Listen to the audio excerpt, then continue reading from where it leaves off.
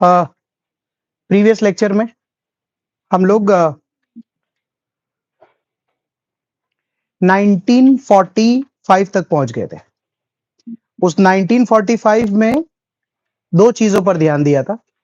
पहला, सुभाष चंद्र बोस की स्टोरी 1945 तक, और स्टोरी को लास्ट जहां एंड किया था वो था इलेक्शंस इन इंडिया पे, राइट। हमारे नोट्स भी हम देखते हैं तो हमको समझ आता है। उसका थोड़ा बैकग्राउंड अगर खाली कर ले तो आईएनए का ट्रायल हुआ। आईएनए के ट्रायल के बाद ये मुद्दा होने लगा, क्योंकि आईएनए वीक से लेकर आईएनए डे से लेकर इतना सारा फंड कलेक्शन से लेकर सारी चीजें हो गई, और उसके बाद इलेक्शंस इन इंडिया पे अपने ने स्टोरी को खत्म कर दिया। जो सेकंड स्टोरी वापस से हमने रिज्यूम किया, जो हमारा रेगुलर है, उस रेगुलर स्टोरी में मेन एम था कि मुझे कैसे भी क्रिप्स मिशन के बाद non cooperation quit India movement in India, और उसके बाद गांधी जी का अरेस्ट, हिंदुस्तान में हिंदू मुस्लिम राइट्स, फेमाइन, किसी भी तरीके के कोई अच्छा नेगोशिएशन नहीं मिलना, वर्ल्ड वॉर में वापस से तख्ता पलट, और बाय 44 आते आते 43-44 आते आते इंग्लैंड का वापस से गेम में राइज होना, 45 में वर्ल्ड वॉर खत्म होना, और अब हमारी स्टोरी वहां से रिज्यूम होती है फिर नोट्स पे। अच्छा, दो तीन चीजें और, जैसे during that same time period the whole problem that this country was facing is कि कैसे भी करके हिंदू मुस्लिम एकता होना चाहिए, कैसे भी करके इंडियन नेशनल कांग्रेस और ऑल इंडिया मुस्लिम लीग, इनके बीच में यूनिटी चाहिए। तो फैक्चुअल लेवल पर दो चीजें हमने चेक किया था, एक सीआर फॉर्मूला और दूसरा Desai Liaquat pact. Both we could not do much justice to it. CR formula जो था वो बेसिक फंडामेंटल उसके पीछे का ये था कि कैसे भी करके मुस्लिम लीग साथ हो, और जो भी आपसी भाईचारे में लड़ाई है वो बाद में सॉल्व हो, ये उसका कोर है सीआर फॉर्मूला का। एंड सेम केस में देसाई लियाकत पैक्ट, उसका जो मेन कोर था वो division of seats in the central legislative assembly था। जो 375 सीट था, हमने बोर्ड पे बात किया था कि उसका डिस्ट्रीब्यूशन क्या हो सकता है, कैसे हो सकता है कि जो मेन नॉमिनेटेड साइड था उधर ऐसा कर लेते, 20% of the seats reserve for minority दे देते, ऐसा करके कोई ना कोई प्रावधान की कोशिश की थी, बट वो दोनों भी इफेक्टिवली फेल हो गए। अब मुद्दा इस बात पे है कि अब क्या, अब ऐसा है, प्लॉट फिलहाल करेंटली इस लेवल पर सेट है कि इंडिया उतना अच्छा नेगोशिएट वर्ल्ड वॉर में नहीं कर पाई, हमारा क्विट इंडिया मूवमेंट फेल हो गया, गांधी जी का स्टैचर जो है वो क्वेश्चनेबल हो चुका है, और अब वर्ल्ड में यूनाइटेड नेशंस का कॉन्सेप्ट बन के तैयार होने की बात हो गई है। अचानक से वर्ल्ड का जो पावर है, हम लोग ऐसे ही बात करते हैं कि वर्ल्ड का जो पावर है वो यूरोप में इंग्लैंड से अक्रॉस द अटलांटिक शिफ्ट होकर अब यूनाइटेड स्टेट्स की तरफ चला गया है, और सारे लोग दुनिया में ये बात करने लग गए कि भाई अब आजादी वगैरह हो जानी चाहिए, अब कोलोनाइजेशन या कोलोनियलिज्म का कॉन्सेप्ट रख के किसी भी प्रकार से फायदा नहीं है। ये पूरा मुद्दा है।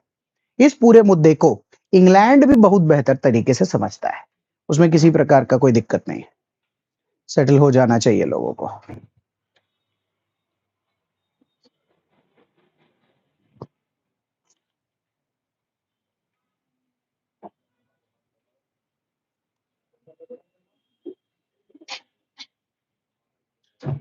नया है, कर दिया।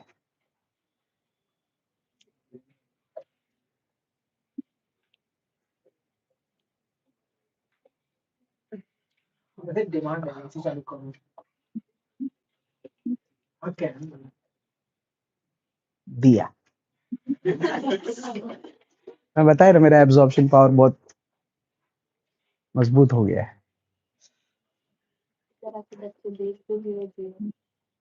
मैंने इतनी मेहनत किया था ना, जब इतना काम करा है और बहुत दो पता है कैसे either you do sir or you die. So we resume, all set, started, hi this आजादी दिलाते। सो अगर मैं इंग्लैंड होता, 1945 का टाइम पीरियड होता, हम कहां से रिज्यूम कर रहे हैं सर, हम ना जून 1945 से रेज्यूम कर रहे हैं और प्लॉट में दे चुका हूं कि वर्ल्ड वॉर जीत चुके। हम पे काफी प्रेशर है एज इंग्लैंड की, कैसे भी करके आजादी दे दो सर, अब जाने दो, अब कोई मतलब नहीं है, कॉलोनियलिज्म पूरा हो चुका है, यूनाइटेड नेशंस बनेगा, कॉमनवेल्थ बनेगा, कुछ करना चाहिए। बट इतनी इजीली देने की इच्छा नहीं हो रही। ऊपर से मैं यहां से दूर से खड़ा होकर देखता हूं तो ऐसा लगता है कितना लड़ाई वड़ाई कर रहे हैं लोग। तो उस केस में मैं ये देखता हूं कि कुछ लोग हैं जो इंडिया का एकत्रीकरण चाह रहे हैं, कुछ लोग हैं जो अपनी सहूलियत अनुसार चाह रहे हैं कि देश 2 4 6 पार्ट में भी बढ़ जाए तो कोई बड़ी बात नहीं है। तो फिर मैं भी सोच रहा हूं कि ऐसा ही कोई प्लान रखता हूं जिससे कुछ प्लस या कुछ माइनस हो सके। तो आप मुझे वेवल प्लान पे मिलिए। तो आप नोट्स में मेरे साथ रहिएगा, June 1945 the world war two ends and Viceroy Wavell has a plan to reconstruct the Viceroy's Executive Council, which will be also called as the Shimla Conference. Fair?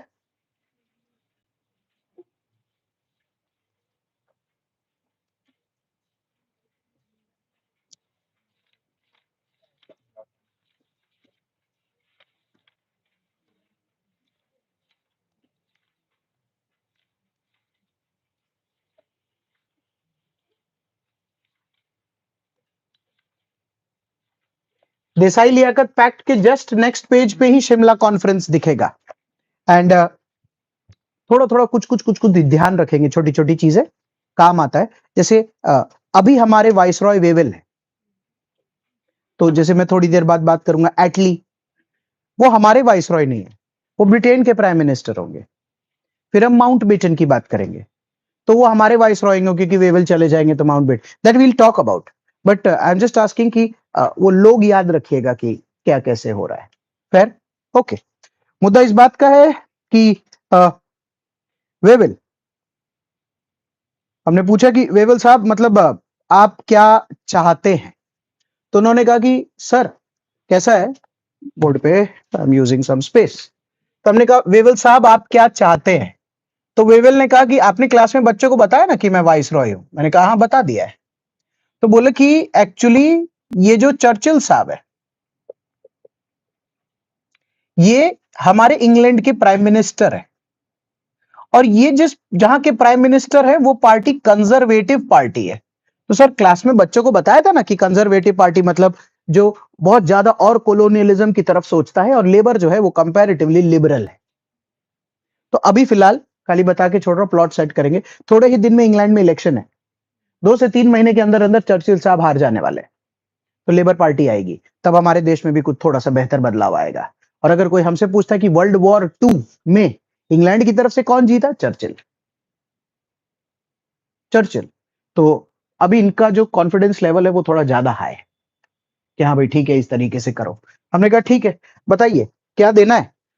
Conservative The conservative government in England led by Churchill was keen to reach a solution on a constitutional question in India।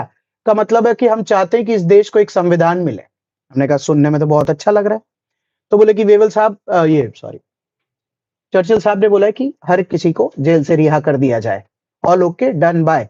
मैंने ऐसे ही पूछा कि वो गांधी जी को तो 6 मई 1944 को ही रिहा कर दिया था, तो कुछ लोग थे क्या जेल में। बोले हाँ थोड़े बहुत लोग बचे थे, तो 1 साल के अंदर अंदर उनको भी जेल से रिहा कर दिया। तो ये जेल से रिहा क्यों किया सर, पकड़े कब थे। तो बोले कि वो क्विट इंडिया मूवमेंट चल रहा था ना 1942 ऑनवर्ड्स, तो 42-43 में बताया था ना, गांधी जी को कैप्चर किया, फिर सारे वो वाले नेताओं को कैप्चर किया, फिर लोगों को कैप्चर किया, फिर इतने सारे राइट्स हो रहे थे उसमें लोगों को लिया, कुछ कुछ लोग जबरदस्ती आड़े हाथ आ रहे थे, वर्ल्ड वॉर 2 में हम नहीं लड़ने देंगे, उनको आड़े हाथ लिया, प्रिजनर्स ऑफ वॉर को अंदर लिया। अरे सर बहुत मुश्किल टाइम था, बहुत कंटेन करना पड़ गया था इंडिया एज अ कंट्री को उस टाइम पीरियड में। हमने कहा भैया आप सबको जेल से पहले रिहा कर दीजिए। और अब तुम ध्यान से समझना, मैं यहां कुछ लिख भी रहा हूं ऑफ टॉपिक, हमको काम आएगा बाद में, ज्यादातर कंफ्यूजन होता है। जैसे गाइस CR फॉर्मूला जो है ये INC और AIML का कोर है ना, उनके बीच में एक ट्रीटी या संधि है कि भाई प्लीज आपसी मैटर बाद में देखते हैं। जो देसाई लियाकत पैक्ट है, ये सेंट्रल लेजिस्लेटिव असेंबली के जो 375 सीट है ये उसके लिए, और इस पे हमारी बात प्रीवियस लेक्चर में हो गई थी। तो अभी वेवेल का जो प्लान है ये किस चीज के लिए है सर? यार वेवेल वाइसरॉय है ना, तो ये क्या कर रहा है पता है? ये अपना एग्जीक्यूटिव काउंसिल तैयार कर रहा है। हमने इनसे सोचा वेवेल साहब ये एग्जीक्यूटिव काउंसिल क्यों तैयार कर रहे हो? उन्होंने मेरे को आधा हिंट दिया, मैं तुमको देता हूं फिर तुम जवाब देना। उन्होंने कहा कि सर वो गवर्नमेंट ऑफ इंडिया एक्ट 1935 पढ़ा दिया था क्या बच्चों को? हाँ बिल्कुल। उसमें क्या खास बात थी इसको? डायरकी। ऑसम। ऐसा है, जब भी हमारे दिमाग में क्वेश्चन आए तो डिवाइड करने का सेंटर स्टेट, या फिर आपसे ऐसे बात कर सकते, बोर्ड पे अपने ऐसे करते थे पर एक्चुअली सेंटर स्टेट। तो सेंटर को दो पार्ट में डिवाइड करते थे, सेंटर का लेजिस्लेचर, सेंटर का एग्जीक्यूटिव, स्टेट का लेजिस्लेचर, स्टेट का एग्जीक्यूटिव। अब सेंटर के लेजिस्लेचर में तो इधर दो हाउस है, लोअर हाउस अपर हाउस, तो उधर तो कुछ कर नहीं रहा, और इसका जो एग्जीक्यूटिव काउंसिल है उस जगह पर ये चर्चा कर रहा है। उसके एग्जीक्यूटिव काउंसिल में तो डायरकी थी, एक उसका खुद का क्या था, रिजर्व एंड ट्रांसफर्ड, दो सब्जेक्ट थे, और रिजर्व सब्जेक्ट थे वो उसके एग्जीक्यूटिव काउंसिल हैंडल कर रहे थे, और जो उधर के सब्जेक्ट थे वो पॉपुलर मिनिस्टर हैंडल कर रहे थे। तो इसका हक किस साइड पर अभी ज्यादा है? एग्जीक्यूटिव काउंसिलर्स की तरफ ना, इसके एग्जीक्यूटिव काउंसिल में। मैं हमेशा बोलता हूं कि आप पिछला कानून अच्छे से पढ़ के आइए, तो आपको आगे के 10 साल में उस कानून से रिलेटेड कोई भी बात होती है तो समझ आएगी। थोड़ा तो कनेक्ट करना पड़ेगा, क्योंकि ये आगे जाकर अभी जो मैं समझाने वाला उसमें यही बातें कर रहे हैं, तो हमारा आधा कनेक्ट तो आना चाहिए ना उधर। आ जाओ। हमने कहा हाँ सर बोलिए। तो उन्होंने बोला कि सर इंग्लैंड में ना जनरल इलेक्शन होने वाले हैं। मैंने कहा जानता तो मैं नहीं हूं, पर मुझे पता चला है कि तुम हारोगे। तो बोले इस वजह से कैसा है ना कि चर्चिल साहब बोल रहे कि सोल्यूशन पे आ जाना चाहिए। तो हमने कहा ठीक है, क्या दोगे? तो बोला कि बाकी एलिस भी बोल रहे हैं कि हो जाना चाहिए। मैंने कहा ओए, प्लान दो, रीजन नहीं। 3 रीजन लिखे, हमको समझ आता है, एग्जाम में प्रीलिम में भी आए तो भी अपने को समझ आता है, और उनको तो पक्का समझ आता है जिनको स्टोरी समझ आती है कि अब देंगे ही ना। उन्होंने पूछा प्लान, ध्यान से सुनना। The idea is to reconstruct the Governor General's Executive Council. Please mark reconstruct. तो मैंने उनसे पूछा कि reconstruct मतलब अभी कहाँ है काउंसिल? तो बोला वो इलेक्शन हो गया था ना, फिर वो आप लोग ने छोड़ दिया था ना, तो फिर हमको भी नहीं पता चल रहा था ना, फिर हम भी वर्ल्ड वॉर में बिजी। मैंने कहा एक मिनट, देश ऐसे ही चल रहा था? बोले आपने छोड़ दिया 28 मंथ्स के रूल के बाद, हम बिजी हो गए वर्ल्ड वॉर में, फिर आप क्विट इंडिया मूवमेंट ले आए। तो सर अब उतना अच्छे से कंस्ट्रक्ट हो, तो मैंने कहा देश कौन चला रहा था फिर इतने साल? वाइस रॉय। तो मैंने कहा आप खुद? बोले हाँ। ये तो दातारी है आपकी साहब, कि आप अपना एग्जीक्यूटिव काउंसिल वापस से बना के हमें कुछ लोगों को उसमें जगह देकर हमारे साथ चलाना चाहते। तो बोला अरे इसीलिए तो बोला, चर्चिल साहब उसी दातारी की बात कर रहे थे कि अरे अब दे दो। मैंने कहा साल दातारी मतलब दान, ये हमारी बड़प्पन। हाँ, अब बहुत पर्यायवाची की जरूरत नहीं है, बड़प्पन काफी है इस बात को समझने के लिए। Sir but that is the right answer. Fair. Okay. To reconstruct the Governor General Council pending the preparation for a new constitution. हमने कहा ये गवर्नर जनरल का काउंसिल करेगा क्या? बोले नया संविधान बनाने का पूरा काम ये सब प्रोसेस करेगा। ठीक है भाई। लॉर्ड वेवेल, शिमला 1945, इसीलिए इसको शिमला कॉन्फ्रेंस भी कहते हैं। पहला, with the exception of the governor general and the commander in chief, all the members of the executive council will be Indians. लिखना चालू करूं कि वेवेल साहब के अलावा एंड कमांडर इन चीफ के अलावा जितने भी लोग होंगे उस एग्जीक्यूटिव काउंसिल में वो सारे के सारे इंडियंस होंगे। अच्छा तो लग रहा था सुन के, पहली बार था। हमने कहा ठीक है आगे। In 1792 Charter Act, the commander in chief was not to be the member of the executive council unless he is appointed so by the governor general. Hmm Now, here I think he is a member of executive council. So when did he come back in the executive council? he came back in the executive council in 1858। लिखा नहीं था act के अंदर। नहीं, हमने 1858 में किया था ना, कमांडर इन चीफ जो एग्जीक्यूटिव काउंसिल का मेंबर बना, एक उन्हीं में से एक एक्ट में आ गया था। हाँ, मुझे 1792 के चार्टर के बाद एक चीज ध्यान है कि 1793 में कॉर्नवालिस साहब ने खुद ही वाइसरॉय होने के नाते खुद ही को कमांडर इन चीफ बना के खुद ही को उसमें इंक्लूड करके खुद कर लिया था ऐसा। Okay, with the exception of the governor general and the commander in chief, सारे मेंबर एग्जीक्यूटिव काउंसिल के हिंदू इंडियंस होंगे। अच्छा लगा सुन के। और अब आया नो बॉल पे छक्का। हिंदू और मुस्लिम इक्वल नंबर में होंगे उस एग्जीक्यूटिव काउंसिल के। हमने कहा साहब एक बात बताओ, आपके हिसाब से कितने मेंबर ले रहे हो? तो उसने बोला अरे वो गवर्नमेंट ऑफ इंडिया के 1935 के हिसाब से ले ले। मैंने कहा चल बच्चों को पढ़ाने के लिए 8 ले लेता हूं। तो मैंने 8 लिया, ऐसे करके डिवाइड किया और यहां लिखा हिंदू, तो ये कह रहा है 4 हिंदू होंगे और ये कह रहा है 4 मुसलमान होंगे। सही है।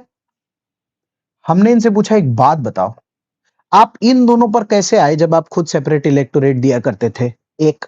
दूसरा, आधा आधा कैसे किया? अगर नंबर्स के हिसाब से भी देखेंगे तो या तो 20 दोगे या 25 दोगे या 33% दोगे, आधा आधा कैसे दोगे? और तीसरा, कास्ट हिंदूज कास्ट मुस्लिम्स अगर आप लिखते हैं तो फिर आप ही तो सेपरेट इलेक्टोरेट में सिख को देते थे, आप ही तो सेपरेट इलेक्टोरेट में डिप्रेस्ड क्लास को भी दे रखा है, आप ही ने एंग्लो इंडियन को दे रखा है, रिप्रेजेंटेशन आप देते। तो अब वाइसरॉय के एग्जीक्यूटिव काउंसिल में बाकी जितने सेपरेट इलेक्टोरेट में जिन जिन को कुछ भी मिलता था, मैं बोलता हूं एक भी सीट मिलती थी, तो उनका इधर हक क्यों नहीं दे रखा है? सबसे अच्छा किसको लगेगा? मोहम्मद अली जिन्ना को। कि हाँ इसको डन करो। जब ये डन हो जाएगा, अभी बात कर रहे खाली, we are just supposing a few things so that we can learn history properly. अगर ये बात डन हो जाएगी, जिन्ना को तो अच्छा लगेगा। अगर आप और हम कांग्रेस होते तो हम क्या बेहतर करने की कोशिश करते? हम क्या बेहतर करने की कोशिश करते? है ना? हम क्या कोशिश करते कि अगर ये 4 है ना, तो 4 में से इंडियन नेशनल कांग्रेस को 1 भी मिल जाए, 2 भी मिल जाए, पूरे 3 मिल जाए या 4 मिल जाए और भी बढ़िया। क्योंकि मुस्लिम्स लिखा है, मुस्लिम लीग तो नहीं लिखा। तो अगर मोहम्मद अली जिन्ना भी आएंगे तो क्या करेंगे? वो बोलेंगे कि हाँ तो बिल्कुल एकदम सही है, चारों के चारों AIML के ही हो जाएंगे, उसकी कोई दिक्कत नहीं है। तो बेसिकली इंडिया 2 पार्टीज के बीच में डिवाइड हो जाएगा। और मोहम्मद अली जिन्ना साहब भी ये बात करेंगे कि Congress has declared to be a completely Hindu party because all the Muslim seats of the Viceroy Executive Council is with the All India Muslim League. हम बोल रहे हैं अरे भाई ऐसा नहीं है। हमारे स्टैफोर्ड जो क्रिप्स मिशन आया था, आपका क्रिप्स प्रपोजल आया था, उसमें गांधी जी के साथ मौलाना आजाद थे और मौलाना आजाद एक मुस्लिम है। तो Congress is not a Hindu Muslim party. अब Muslim League can be only a Muslim party. कि आपके पास कोई हिंदू है तो बताइए, हमारे पास तो सारे धर्म के लोग हैं। क्योंकि हम तो सेपरेट इलेक्टोरेट में कहीं पर भी इलेक्शन होता है ना, तो अगर सेपरेट इलेक्टोरेट की हमको मान्यता रखनी है, हम रखते हैं और उसमें वो धर्म का कैंडिडेट हम वहां खड़ा करते हैं। तो हमको वो सब की दिक्कत नहीं है। हम हिंदू पार्टी है ही नहीं, हम नेशनल पार्टी है। बवाल शुरू होगी। Third point. Fourth, the reconstructed council was to function as an interim government within the framework. Basically अभी वो बोल रहे कि सरकार है नहीं, आपको ये बात स्टोरी से समझना पड़ेगा। This will be N interim government because, चल अच्छा पॉलिटी का क्वेश्चन पूछता हूं। This will be N interim government because, it's a polity question. नहीं, ये पॉलिटी का क्वेश्चन है, हिस्ट्री का क्वेश्चन नहीं है। This will be N interim government because, नहीं हिस्ट्री का क्वेश्चन नहीं है, पॉलिटी का क्वेश्चन है। This because currently there is nothing called as legislature in this country. नहीं, there is nothing called as legislature in this country.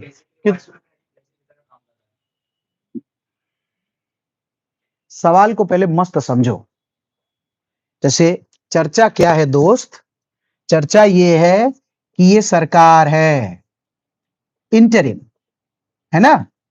तो मेरा आपसे क्वेश्चन क्या है पॉलिटी का, कि अगर ये इंटरिम सरकार है और ये तो एग्जीक्यूटिव काउंसिल है, तो अगर ये इंटरिम सरकार है तो सरकार कहां है? Government by definition will be responsible to legislate. It doesn't exist here. Thank you. And also it doesn't derive its power from any sort of constitution, but by an ordinance. More than anything, the legislature is absent because this legislature has resigned. The second will be that it derives its power from an ordinance, not from any. अभी तो देख ordinance जैसा कुछ भी नहीं है। मुद्दा इस बात का है, 2 आम होते हैं, लेजिस्लेचर और एग्जीक्यूटिव। तो अभी लेजिस्लेचर एग्जिस्ट ही नहीं कर रहा है। 1939 में हमने वो किया था। There is some problem with the air condition पीछे। If there is somebody who has the remote should hand over the remote to somebody who is ready to take the responsibility of the coolness of the class. Fair? Handled? The others are requested to not look at the AC, because if you look at the AC, nothing changes. And because you don't look at me and you look at the AC, it just gives me presumptions as to something is extremely wrong with the AC. What you have to do is, whoever is handling the remote, can I have that hand up please? Hindi में इसे कहते हैं जिसके भी पास remote है खाली वो हाथ ऊपर कर ले, थैंक यू। तो कैसा है कि आप उनको इशारे से बोल सकते हैं, कर दीजिएगा, जो बोले कर दीजिएगा, क्योंकि बहुत सारे लोग हो सकता है कि 2.5 घंटा गर्मी में खाली बैठने आए हो, पढ़ाई करें, लोग एसी देखते रहे। मैं हूं, क्योंकि मेरी आंख घूमती है तो आपसे टकराती है। So, because we had already resigned from the legislature in 1939, there is no legislature that exists. तो इसीलिए कैसे भी अभी सरकार चलाना पड़ेगा। सरकार चलाना पड़ेगा तो वाइसरॉय का एग्जीक्यूटिव काउंसिल को ही सरकार बनाना पड़ेगा, क्योंकि जो भी चीज है उसको एक बार एग्जीक्यूट तो करो। अच्छी बात क्या है, अभी वेवेल ने बोला ना कि सर जल्दी इलेक्शन आने वाले हैं, तो अगर जल्दी इलेक्शन आने वाले तो कुछ दिन में लेजिस्लेचर वापस बन जाएगा ना, एमपी का इलेक्शन हो जाएगा। तो एमपी का इलेक्शन हो जाएगा तो बस 2-4 महीने रुकिए, लेजिस्लेचर तैयार हो जाएगा। पर वेवेल क्या प्लान दे रहा है कि तब तक हम मिलके सरकार चलाएंगे। अब अच्छे से सोच के बता, जिन्ना साहब होते तो क्या बोलते। डन करो, डन इसीलिए करो क्योंकि 2 ऊपर के लोगों के अलावा, वो 2 भी उन्हीं के हैं, उनके अलावा आधे हिंदुस्तान में क्या कानून लागू होगा, ये मुस्लिम लीग इस पे कमांड ले सकता है। और कांग्रेस क्या सोच रहा होगा, अपने को 4 मुस्लिम सीट चाहिए, रैंडम लड़ाई हो गई।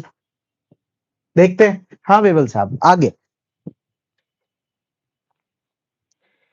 Governor general was to exercise his veto on the advice of ministers. हमने कहा तो हम जानते थे आप ही वीटो देंगे, का मतलब है कि ऐसा कर लेते हैं, नहीं ऐसा तो वैसा। कुछ ही दिन की सरकार है, वेवल साहब चलाएंगे। रिप्रेजेंटेटिव्स ऑफ द, अब सबसे खतरनाक आया सुनना, representatives of different party were to submit a joint list to the viceroy for nomination to the executive council। का हिंदी में मतलब है कि कांग्रेस वाले और ना सारी पार्टियों को बोल दिया ना कि सारी पार्टी वाले हिंदू के ये जो 4 कैंडिडेट है इसके लिए अपना अपना नॉमिनेशन भेजिए, और 4 मुसलमान जो रहेंगे उनके लिए भी अपना अपना नॉमिनेशन भेजिए। तो एआईएमएल भी अपना नॉमिनेशन भेजेगा, आईएनसी भी भेजेगा कि हमारी तरफ से मौलाना आजाद। तो बोलेंगे नहीं ये तो एआईएमएल का है, हमारी तरफ से लियाकत अली, और ये और वो और वो। और इधर भी लफड़ा मचेगा, कौन मचाएगा, हिंदू महासभा इधर अपने सीट भेजेगी, हमारी तरफ से ये। तो कांग्रेस बोलेगा अरे हम यहां जा रहे हैं तो तुमको यहां आने नहीं बोला है। पर वो भी अपनी जगह सही है, उनका भी हिंदू राष्ट्र का कॉन्सेप्ट बन के तैयार हो गया है कि हमको चाहिए तो पूरा हिंदू राष्ट्र चाहिए, जो भी इसमें इस्लामिक स्टेट्स या प्रोविंसेस है वो या तो अलग हो या उनके लोग अलग हो। वो मतलब उस स्तर तक वो मुद्दा पहुंच गया था।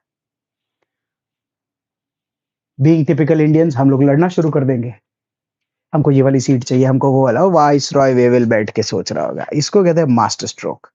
इलेक्शन आएगा तब की तब देखेंगे, 3-4 महीने जलसा करो, इलेक्शन सॉरी सरकार बना के चलाओ। If a joint list is not possible, separate list दे देंगे सारे लोग अपना, ठीक है, कोई खास बात नहीं है। Possibilities were to kept open for negotiations on a new constitution. मतलब हर बात पे एक ही बात हो रही है, संविधान बनाने की। तो अगर मुझे वेवेल साहब का यहाँ कुछ लिखना हो तो मैं क्या लिखूंगा पता है कि ये 2 चीजों पर बात कर रहे थे, एग्जीक्यूटिव काउंसिल बना के तैयार करो ताकि सरकार बना के तैयार हो सके, और दूसरा ये बोल रहे हैं कि कॉन्स्टिट्यूशन बनाने को लेकर ये बात किए जा रहे हैं, है ना। तो हमको क्या समझ आ रहा है, संविधान तो बनेगा। अब हमको ये बात पहली बार कब पता चली थी संविधान बनेगा हमारा, अगस्त अगस्त ऑफर में। जब पहली बार बोले थे कि we'll make a constitution and then it will be mainly Indians, फिर क्रिप्स प्रपोजल आया, तब बोला मेजॉरिटी इंडियंस या ऑल इंडियंस। तो अब हमको एक बात तो तय है कि अपना संविधान बन के तैयार होगा ही होगा, और ये फिलहाल सरकार के साथ चलाना चाहते हैं। हमने कहा ठीक है। इसमें यार गाइस थोड़ा रायता फैल गया हमारे देश में। ऐसा है, मुस्लिम लीग, नीचे लिखा भी है, मुस्लिम लीग ने बोल दिया कि हाँ, तो जितने भी मेंबर होंगे जो मुस्लिम्स हैं, वो सारे के सारे कंपलसरी लीग के ही मेंबर होंगे। हमने कहा कि ऐसा कैसे हो सकता है? कांग्रेस का स्टैंड देखो, कांग्रेस का स्टैंड देखो। Congress objected to the plan as it was an attempt to reduce the Congress to a purely caste Hindu party only. Guys खाली बता के छोड़ रहा हूं, प्रॉब्लम हो गई, लड़ने लगे, और लीग को ना वर्चुअल वीटो मिल गया। तो वर्चुअल वीटो में मतलब अंदर खाने की कहानी है कि मोहम्मद अली जिन्ना साहब की बातचीत हो गई वेवल साहब से कि अरे ऐसा सही रहेगा, ये कर लेते हैं, वो कर लेते हैं, और लीग को इस वेवल प्लान में एडवांटेज मिल गया। अब जब लीग को इसमें एडवांटेज मिल जाएगा, बोर्ड पे देखना, लीग को अगर एडवांटेज मिल जाएगा तो लीग सोचेगी ना कि हम भी सरकार है। टोटल मिला के ऐसे ही मैंने तो खाली 8 लोग लिए हैं अपनी बात समझने के लिए, कि यहाँ 4 अगर लीग के हैं, ये भी मान रहे लीग की बात, ये भी मान रहे लीग की बात, तो 6 लोग तो लीग के हो गए। तो 4 यहाँ पर क्या करेंगे सरकार का हिस्सा बन के भी। और जब भी कोई भी चीज को एग्जीक्यूट करना होगा तो वोटिंग के सिस्टम से होगा, तो मेजोरिटी ही वोट जो भी डिसाइड करेगा वही होगा ना। इसका मतलब हिंदुस्तान में कुछ दिन के लिए जो सरकार चलेगी, चलाने को तो वाइसरॉय चलाएगा, बट उसमें चलेगी जो मुस्लिम लीग चाहेगी। अब अपने तो सहन शक्ति के बाहर है पूरा प्रोसेस, कि ऐसे कैसे हो गया कि लीग को वर्चुअल वीटो मिल गया इस पूरे प्रोसेस में। कब क्या और कैसे होगा, ये स्टोरी वेवल की यहीं पर एक बार के लिए थमती है, क्योंकि इसी के थोड़ी देर बाद कुछ प्लस माइनस होगा। ओके, कमिंग बैक, जून 1945 के बाद ये अनाउंस हो गया बिल्कुल उसी तरीके से जैसा हमने सोचा था कि इलेक्शंस इन इंग्लैंड हुए। अ, और उसके बाद नवंबर 1945 में इलेक्शंस इन इंडिया आए। वैसे तो मुझे बहुत सारा पढ़ाना चाहिए, क्या हुआ इलेक्शन में, कौन क्या मांगा, कौन क्या दिया। हिस्ट्री में इलेक्शन नहीं पढ़ाते हैं हमको। जो देख हमको वहां जैसे कुछ लिखिए इलेक्शंस इन इंडिया के ब्रैकेट में कुछ लिखिए, या वहां पर पास में लिखना the labour party has one in England, the labour party has one in England. और क्योंकि लेबर पार्टी जीत गई है तो आपको बोर्ड पर मेरी बात समझ में आनी चाहिए कि अब चर्चिल साहब नहीं है। तो अगर चर्चिल साहब नहीं है तो आपको और मुझे हिस्ट्री पढ़ते पढ़ाते वक्त क्या करना पड़ेगा? मुझे अब वाइसरॉय बदलना पड़ेगा और मुझे यहां पर प्राइम मिनिस्टर बदलना पड़ेगा। Are you with me? Right. तो अब मैं यहां पर जो भी दो नए बंदे आएंगे उन दोनों का नाम लिखूंगा। फिलहाल it is election, please don't yawn, thank you. फिलहाल it is elections in India. तो जब इलेक्शंस इन इंडिया देखेंगे तो तुम बोलो कौन सा इलेक्शन देखना है, सेंटर का इलेक्शन देखना है कि स्टेट का? सेंटर भी देखेंगे और स्टेट भी देखना पड़ेगा। कारण सर ऐसे ही पूछ रहा हूं, सेंटर का इलेक्शन पिछली बार हमने कब किया था?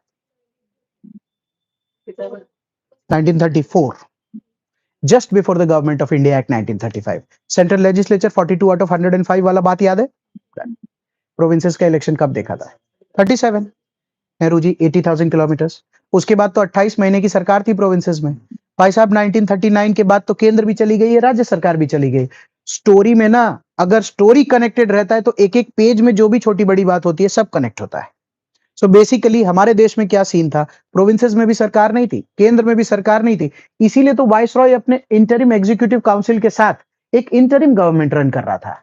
अब उस वाइसरॉय का और उस प्राइम मिनिस्टर का सरकार भी हार गया है, क्योंकि ये दोनों तो कंजर्वेटिव पार्टी हुआ करते थे, और अब तो नया लेबर पार्टी आ गया और इंडिया में अब इलेक्शंस होगा। तो मुझे क्या पढ़ाना है? पढ़ाना नहीं है, मुझे क्या बताना है तुमको? रिजल्ट। तो आपने देखे रिजल्ट, आ जाओ।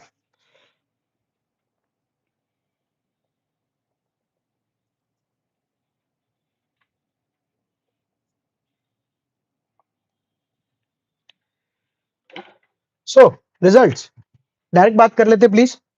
अच्छा वहां लिखना रह गया है, लिखे ना। Central legislative assembly 57 out of 102. Central Legislative Assembly 57 out of 102.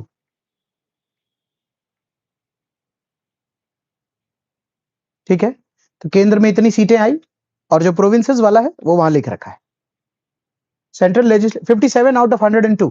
Numbers are not important. All I wanted to I want you to write is तो वी नो कि सेंटर का भी इलेक्शन हुआ है और प्रोविंस का भी हुआ है, right?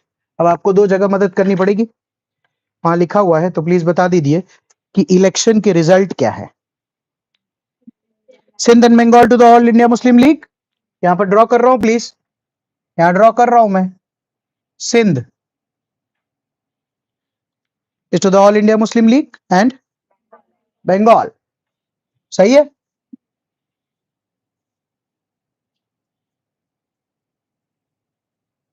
Is to the All India Muslim league.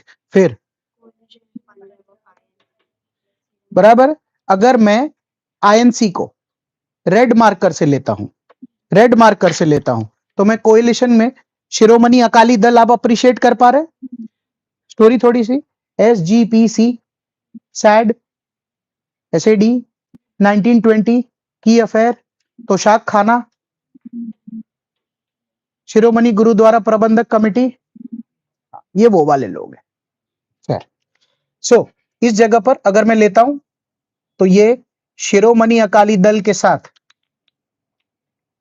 Congress ने पंजाब में सरकार बना ली और फिर हाँ प्लस यूनियनिस्ट भी हैं उसमें, यूनियनिस्ट रह गया, ठीक है, doesn't matter, and plus what,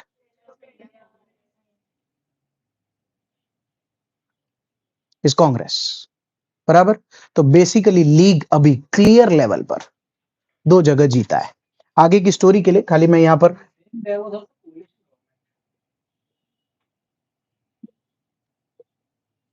NWFP, एक सेकेंड होल्ड, एक ये मेरे को काम आना है। हाँ, हाँ क्या, In the government was actually coalition government, which is Hindu Mahasabha and Muslim League. हाँ हाँ, Hindu Mahasabha and Muslim league, हाँ। Quite odd thing to अरे बड़ा ही ऑड था 1945 का इलेक्शन, और मैं इसीलिए अभी पहले ही मेंशन कर दिया, इलेक्शन नहीं पढ़ा सकता। इलेक्शन पढ़ाने का मतलब है कि हिस्ट्री की जगह सर राजनीति पढ़ाने लग गए, और राजनीति यूपीएससी के कोर्स में है नहीं, राज्य शास्त्र है, मतलब पॉलिटी है। हिंदू महासभा और मुस्लिम लीग कभी कभी गठबंधन से कर चला, वो सब क्या मजे सीखने के लिए कि हाँ ऐसा हुआ करता था, ये वो सब शाम को न्यूज में आते, उनको जानना जरूरी है, अपने को नहीं। वो लोग सेंसेशनलिज्म क्रिएट करते हैं। खैर, coming back to the point, हमको ये बात समझ आनी चाहिए कि बेसिकली इलेक्शन का रिजल्ट आ गया है, और आपको एक बात तो समझ आ रही होगी ना, जैसे नवंबर में जब रिजल्ट आया, मैं खाली कनेक्ट कर रहा हूं गाइस कि यहां लिखता हूं, चलो नवंबर 1945 में ये इलेक्शन के रिजल्ट्स हैं, और इससे ये बात हमारी हो रही है, मैं खाली लिख के छोड़ रहा हूं, इसमें ना आईएनए से हमको काफी हेल्प मिली थी, क्योंकि अगर आप आईएनए की स्टोरी को जब प्रीवियस क्लास में लेते हुए चलेंगे तो आपको पता चलेगा कि आईएनए ट्रायल शुरू हुए थे रेड फोर्ट में, तब उसके बाद सारे लोगों ने मिलके किया था, सेंसेशनलिज्म हो गया था, और लास्ट बात हुआ था कि आईएनए ट्रायल्स में इंडिया वापस एकत्रीकरण हो गया था, उन्होंने इलेक्शन अनाउंस कर दिए थे, और उसकी वजह से हमको बहुत एडवांटेज हो गया था। अब story circle okay, election results announce हो गए, बहुत ही अच्छा हुआ इंडिया के साथ, कांग्रेस के साथ, एक्चुअली कांग्रेस के साथ बहुत ही अच्छा हुआ, they were beaming with a lot of confidence. और तब तक इंग्लैंड में भी, क्योंकि सरकार चेंज हो गई थी, तो सरकार चेंज होने के बाद ये डिसीजन लिया गया कि पिछली सरकार क्या दे रही थी, अब सुनना, पिछली सरकार क्या दे रही थी, तो अभी हमारा जो करंट पोजीशन है उसमें हमारे पास सेंट्रल गवर्नमेंट है, हमारे पास स्टेट में गवर्नमेंट्स है, क्या मिसिंग है? हाँ, वही तो लेजिस्लेचर है, लेजिस्लेचर है, प्लीज सुनिए गाइस प्लीज, क्या हमारे पास प्रोविंसेस में लेजिस्लेचर है? प्रोविंस में एग्जीक्यूटिव है, लेजिस्लेचर आएगा तो एग्जीक्यूटिव आ जाएगा, सरकार तो बनी जाए। केंद्र में लेजिस्लेचर है ना, वो 57 आउट ऑफ 105 में तो लेजिस्लेचर ही है, और केंद्र में एग्जीक्यूटिव बन ही गया होगा ना, क्यों? 1935 के गवर्नमेंट ऑफ इंडिया एक्ट के तहत हुआ तो बनेगा ही ना। सोच के देखो क्या फिलहाल नहीं है। कॉन्स्टिट्यूशन बनाने वाली कॉन्स्टिट्यूएंट असेंबली जिसकी चर्चा 1942 में भी हुई थी और जिसकी प्रीवियस गवर्नमेंट में यहां पर ये सरकार बनाने के अलावा कॉन्स्टिट्यूशन बनाने को लेकर बात करके गया था। तो अगर हम सारे लोग इंग्लैंड में बैठे हो और हमको कोई खास इंडिया की चिंता विंता नहीं है, पर तो भी बैठे बैठे अपने सोचे तो बोले हाँ भाई पेलान બધું મળી ગયું। હા સાહેબ એક જ ચીજની પ્રોબ્લેમ છે, ત્યાં કેન્દ્ર સરકાર વાળા સંવિધાન બનાવશે કે પછી રાજ્ય સરકાર વાળા બનાવશે, સંવિધાન કોણ બનાવવાનો છે? तो डिसीजन क्या आया पता है? नन। एक न्यू कॉन्स्टिट्यूएंट असेंबली बनेगी। सर उसमें कौन होगा? ऐसे ही करके इलेक्शन में आके लोग जुट के तैयार होंगे, वो पढ़ा रहा हूं ना थोड़ी देर में, आ जाओ। सो उसके बाद फरवरी 1946 में फरवरी 1946 में वेवेल प्लान के बाद हिंदुस्तान में आया the cabinet mission plan in India.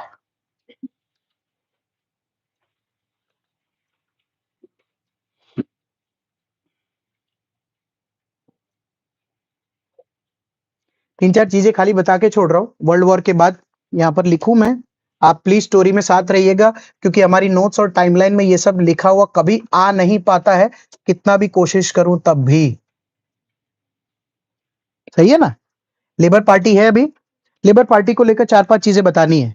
मैंने लेबर पार्टी से पूछा और भाई साहब क्या हाल चाल है? बोले सर एक्चुअली पांच छह बात करनी है आपसे। हमने कहा बोलिए। जैसे वो ये कह रहे हैं कि we are a little more sympathetic towards India. हमें लगा अच्छा लगा सुन के। फिर बोला कि सर एक्चुअली पूरे यूरोप में ना वर्ल्ड वॉर के बाद सोशलिस्ट रेडिकल की पूरी हवा है और इंडिया में नेहरू जी भी उस चीज को चलाते हैं। तो अब हम लोग ना कैपिटलिज्म के खुद भी विरुद्ध चले गए, हम खुद समाजवाद की तरफ बढ़ना चाह रहे हैं। मगर वाह, ये भी अच्छा है। तो सर जब कैपिटलिज्म के हम लोग खुद ही अगेंस्ट है तो फिर कॉलोनियलिज्म तो वैसे भी एग्जिस्ट नहीं करेगा ना सर। मगर ये भी ठीक है। सर एक्चुअली ब्रिटिश सोल्जर जो है वो भी बहुत टायर्ड है वर्ल्ड वॉर के बाद, तो हमारी खुद की जो यहाँ पर ब्रिटिश इंडियन आर्मी में जो हमारे लेफ्टिनेंट्स और कमांडर्स हैं वो भी वापस आना चाहते हैं।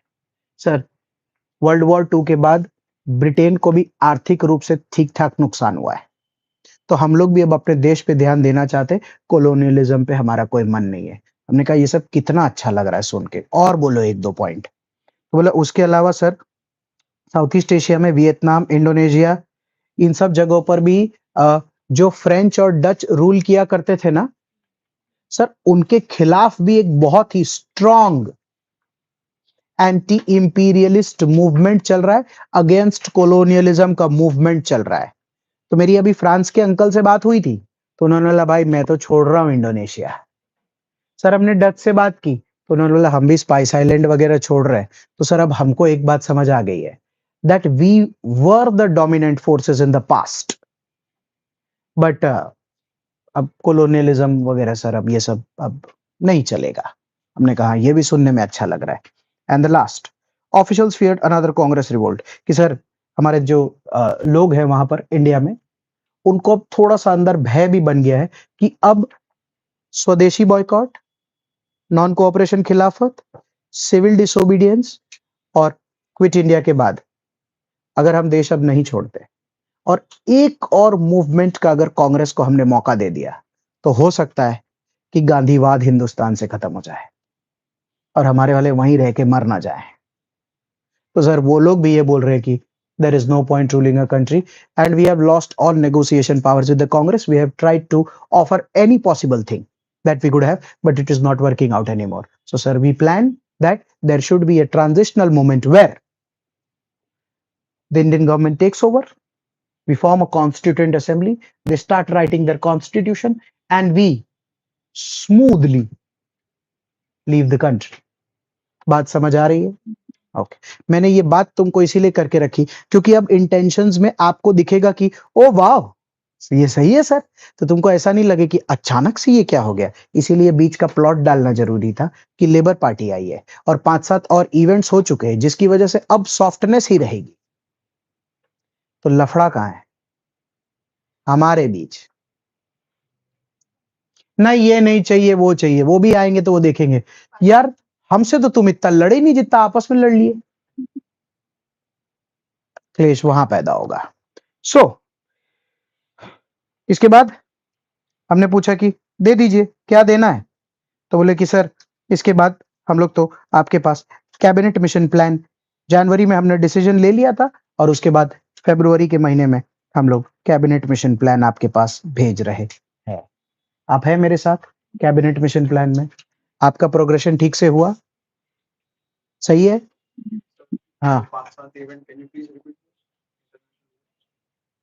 कौन से? हाँ अभी ये 5-7 पॉइंट्स मैंने बोले, 5-7 इवेंट्स में एक्चुअली एक जो फ्रेंच खाली करेगा ये सब एरियाज, फ्रेंच कनाडा वाले रीजन्स भी खाली करेगा। बेसिकली मैं ये कह रहा था कि हम इंडिया में इंग्लैंड के खिलाफ है, उसी तरीके से फ्रांस जहां जहां कॉलोनी बना रखा है, डच जहां जहां कॉलोनी बना रखे है, उधर भी एंटी इंपीरियलिस्ट स्ट्रगल्स देखने के लिए मिल रहे हैं, मेनली वियतनाम एंड इंडोनेशिया में आफ्टर द वर्ल्ड वॉर। तो ये एक इवेंट था जो खराब था। एक और वर्ल्ड वॉर 2 के वक्त हमने प्रीवियस लेक्चर में बात किया था कि जहां जहां से जापान अंदर घुसा और इंग्लैंड छोड़ के भागा, वो जगह वाले तो वाकई बहुत नाराज है कि ये क्या ट्रांजिशन ऑफ पावर हुआ, हमको तो किसी तरीके का ट्रांजिशन मिला नहीं, अचानक से हमारे देश में कल कोई माँ बाप था आज देश ही नहीं है। तो ये दो इवेंट, फिर उस जगह पर इंग्लैंड के सोल्जर्स का थका होना, उनका वर्ल्ड वॉर में खर्चा ज्यादा हो जाना, वो और धीरे धीरे ओवर द वर्ल्ड ये होने लगेगा कि अब खत्म करते हैं। क्योंकि थोड़ा एक और खास बात याद रखना, जैसे क्योंकि यूनाइटेड नेशंस बन गया है, तो यूनाइटेड नेशंस अगर बन गया है तो खाली दिमाग में एक रैंडम सी स्टोरी है। British colonies in Africa got independence very Late. Some in 60s, some in 70s. I am coming to that. United Nations बन चुका है, तो बन चुका है का मतलब क्या है कि सारे देश अपना नाम रजिस्टर कराने के लिए आने लगे। हाँ मेरा लिखिए इंग्लैंड, हाँ मेरा लिखिए, तो धीरे धीरे ये होने लग गया कि ये इतना बड़ा इंडिया नाम का जो लैंड है इसका क्या लिखना है।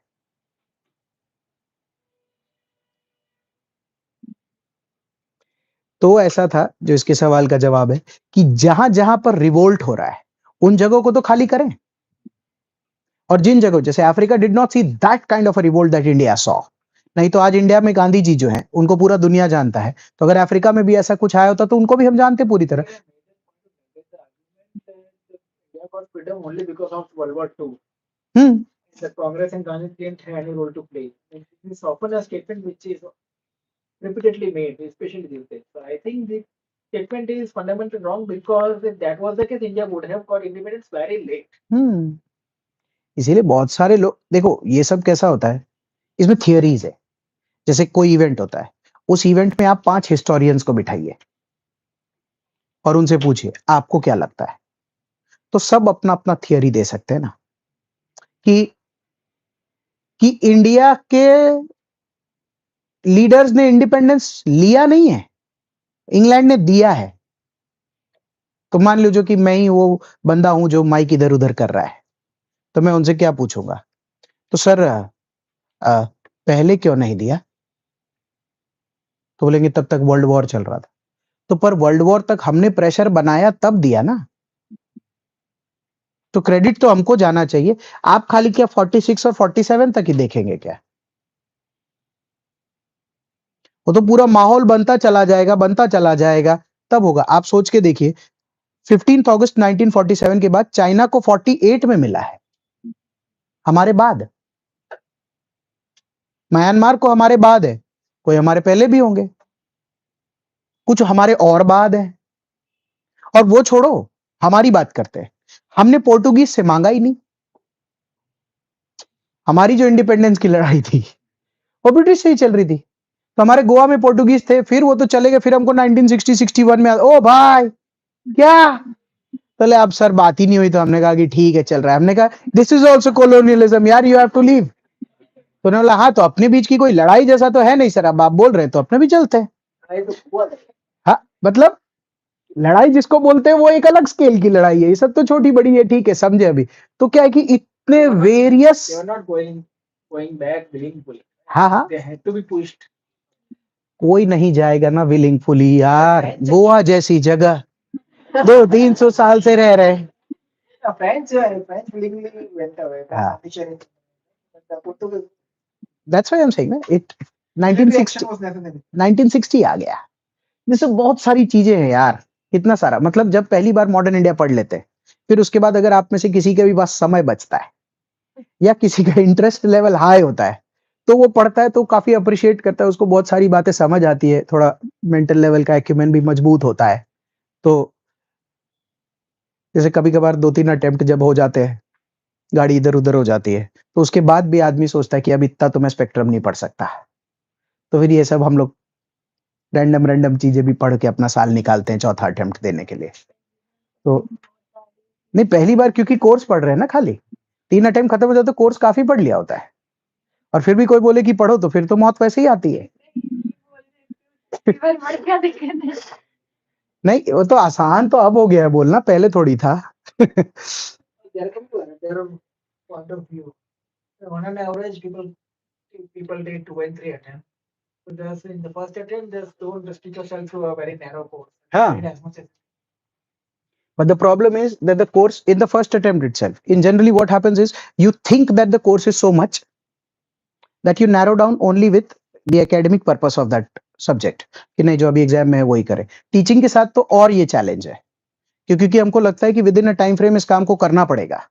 तो मेरे को कितनी सारे टॉपिक्स पे ऐसा होता है कि ये बात या तो होनी चाहिए या करें, या but then again it holds little significance, then you confine yourself also ना, कि भाई ठीक है, पढ़ने पढ़ाने के लिए मिले तो उस समय की भी इज्जत करते और उस काम को आगे बढ़ाते, वैसा ऐसा होता है।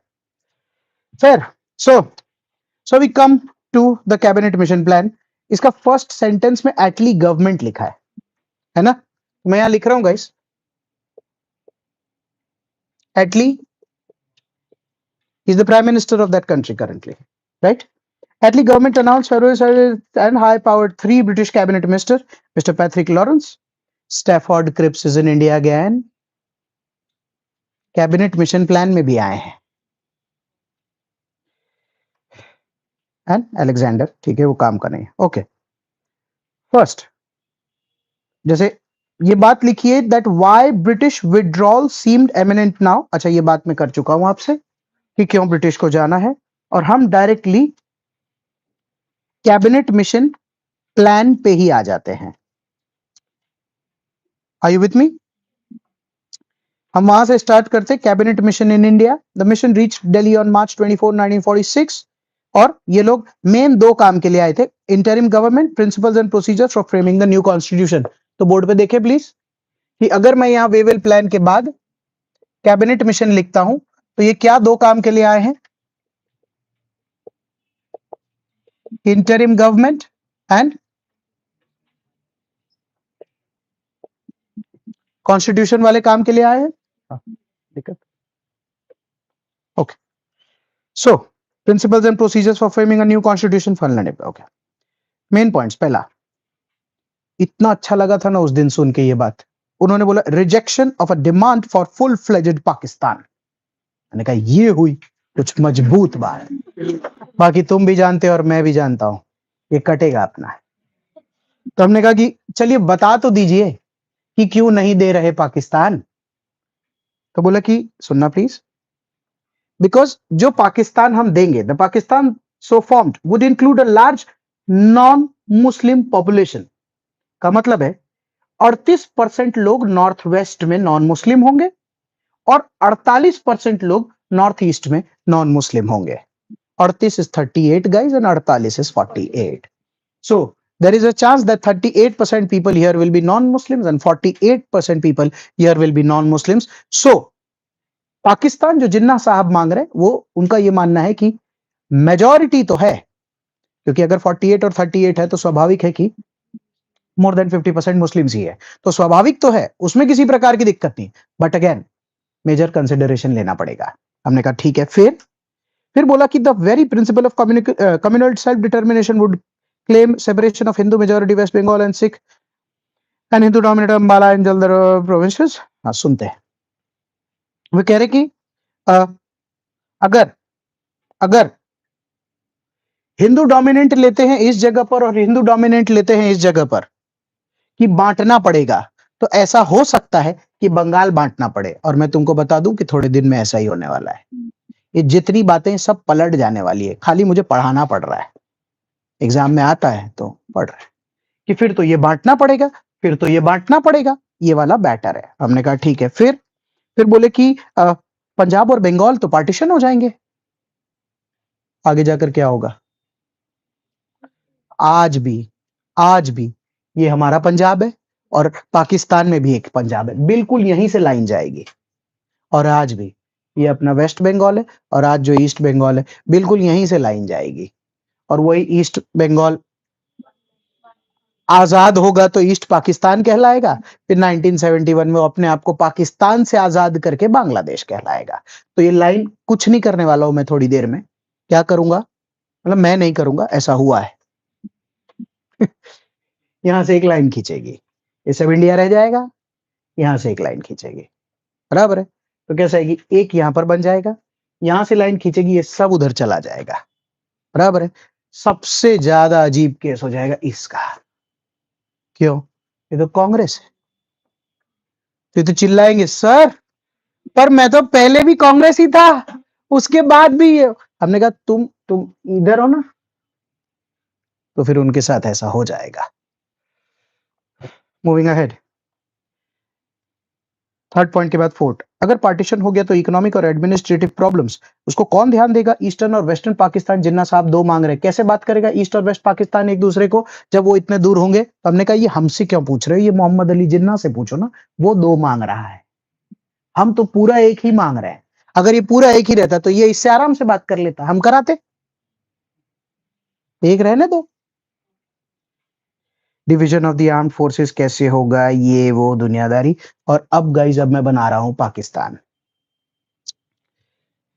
तीन ग्रुप में हिंदुस्तान को बांट दिया, ए, बी और C. Can you read out B please? Punjab, North West Frontier Province and Sindh. C में और भी कोई है? हाँ, बंगाल, असम,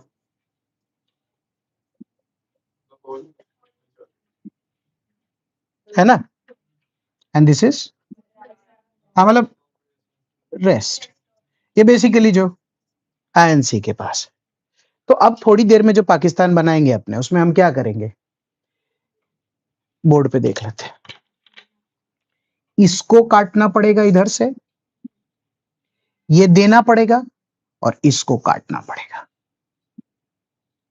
ये तो पूरा कांग्रेस रखेगा ही। अब सबसे अजीब, ये ओके है, इसको दिक्कत आएगा, इसको काट ही नहीं सकते। इसको काटते तो काफी पाकिस्तान इंडिया में होता, ये तो पूरा चला जाएगा। समझ आ रहा है क्या होगा? तो बेसिकली एनडब्ल्यूएफपी पंजाब और सिंध, ये तीनों यहाँ है, बस यहां से लाइन बनेगी। इसीलिए एक पंजाब उधर चला जाए, एक पंजाब इधर। और जो मैं बोर्ड के हिसाब से बात कर रहा हूं गाइस, जैसे बी में एक कटेगा, सी में एक मिलेगा, एक कटेगा, सही है ना? ऐसा इन सम टाइम। बल्कि कांग्रेस इसके बाद इतना इतना नाराज हो जाएगा। बताओ आप या मैं कांग्रेस में होते तो किस बात की नाराजगी है? फर्स्ट नाराजगी मेरी इस बात की है, ऑन व्हाट ग्राउंड्स, मतलब on what grounds A B C का ग्रुप बना कैसे? फिर बाद में वो तो अपने को समझ में आएगा कि ये उन्होंने नहीं बनाया था, ये किसी ने बना के उनको दिया था कि ये बता देना इंडिया में। क्योंकि जिन्ना साहब का प्लान तो बी और सी पूरा का था ना, कि ये बी ले लेंगे और सी जो वो ले रहे थे, एक्चुअली में वो तो बंगाल और आसाम पूरा ले रहे थे, but thanks to the provincial elections of Assam की उसमें कांग्रेस जीता है। तो लेंगे कैसे? आप समझ गए? अभी तक, अभी तो आगे कुछ हुआ नहीं, अभी तक कैसा है, ये पाकिस्तान है और ये ईस्ट पाकिस्तान है, मतलब ये वेस्ट पाकिस्तान है और ये ईस्ट पाकिस्तान है, और वो ही इंडिया है। तो कभी कभार आगे जाकर ये भी होगा कि ओ भाई वो तो हमने तुमको आधा पंजाब दिया, हमने कहा ऐसा है, सुनो, बेटा कभी प्रॉपर्टी में से बाप को नहीं देता है,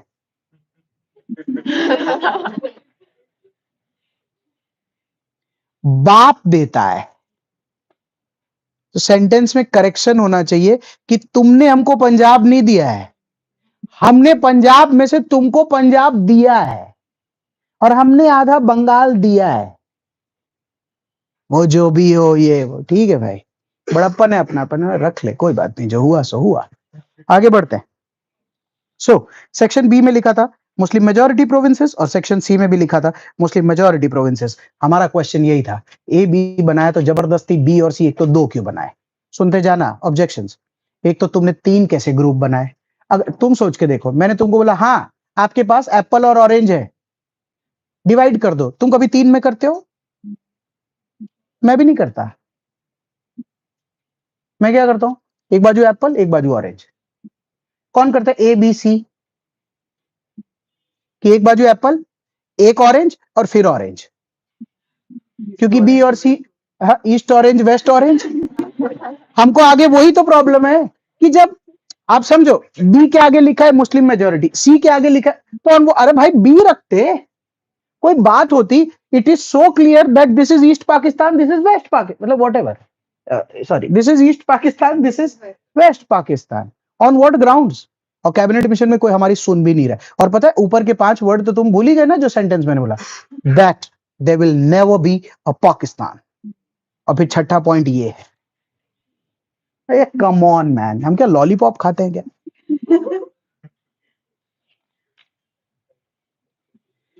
खैर, अब जो हुआ सो हुआ।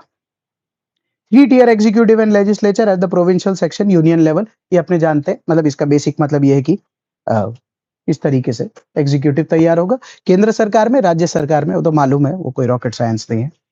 अब मस्त चीज, प्लीज ध्यान से, a constituent assembly to be elected by the provincial assemblies. मैं बनाना स्टार्ट करूं प्लीज? मैं बनाना स्टार्ट करूं? मैं यहां बना रहा हूं गाइस, कॉन्स्टिट्यूएंट असेंबली, है ना? एक यहां पर मैं और वर्ड लिख रहा हूं, प्लीज मेरे साथ रहिएगा, सेंट्रल लेजिस्लेचर। ये दोनों अलग अलग है। सेंट्रल लेजिस्लेचर में अलग लोग आएंगे, कॉन्स्टिट्यूएंट असेंबली में अलग अलग लोग आएंगे। फिलहाल कैबिनेट मिशन प्लान में क्या लिखा है? वो ये लिखा है दैट कॉन्स्टिट्यूएंट असेंबली में प्रोविंशियल असेंबली से प्रोपोर्शनल रिप्रेजेंटेशन से कॉन्स्टिट्यूएंट असेंबली बनके तैयार होगी। मैंने लिख दिया जो भी यहां पर लिखा था, और इसमें लिखा है कि ये 389 मेंबर बॉडी होगी with provincial assembly setting this commissioner 4 and princely state 93। चलो मैं यहां लिख देता हूं भाई कि ये 389 मेंबर बॉडी होगी, जिनको हिंदी इंग्लिश में थोड़ी कमजोर पड़ती है। ये कॉन्स्टिट्यूएंट असेंबली क्या करेगी सर? ये कॉन्स्टिट्यूशन लिखेगी, लिख रहा हूं, बनाएगी, एक ही बात है ना? 389 है, कौन कौन लोग भेजेंगे सर?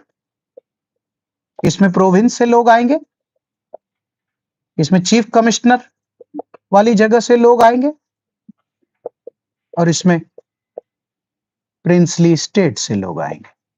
प्रिंसली स्टेट 93 लोग भेजेगा, चीफ कमिश्नर का प्रोविंस 4 भेजेगा, एंड 292 यहां से आएंगे। आपको बात समझ आनी चाहिए कि ऐसे करके संविधान बनेगा। ओके, केंद्र में अलग सरकार बनेगी और राज्यों की सरकार तो बिल्कुल अलग है इस बात से। ठीक है भाई, और सर? और बस ऐसा होगा। और in the constituent assembly member from, अब आया तांडव, ध्यान से, इन द कॉन्स्टिट्यूएंट असेंबली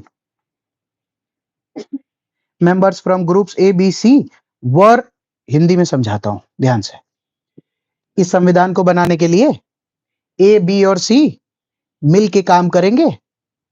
अगर नहीं मिल के काम किए तो अलग अलग ग्रुप में काम करके अलग अलग संविधान भी बना सकते हैं, और ग्रुप में भी आपस में अगर मुलाकात सही से नहीं बैठी तो इंडिविजुअल भी अपना संविधान बना सकते हैं।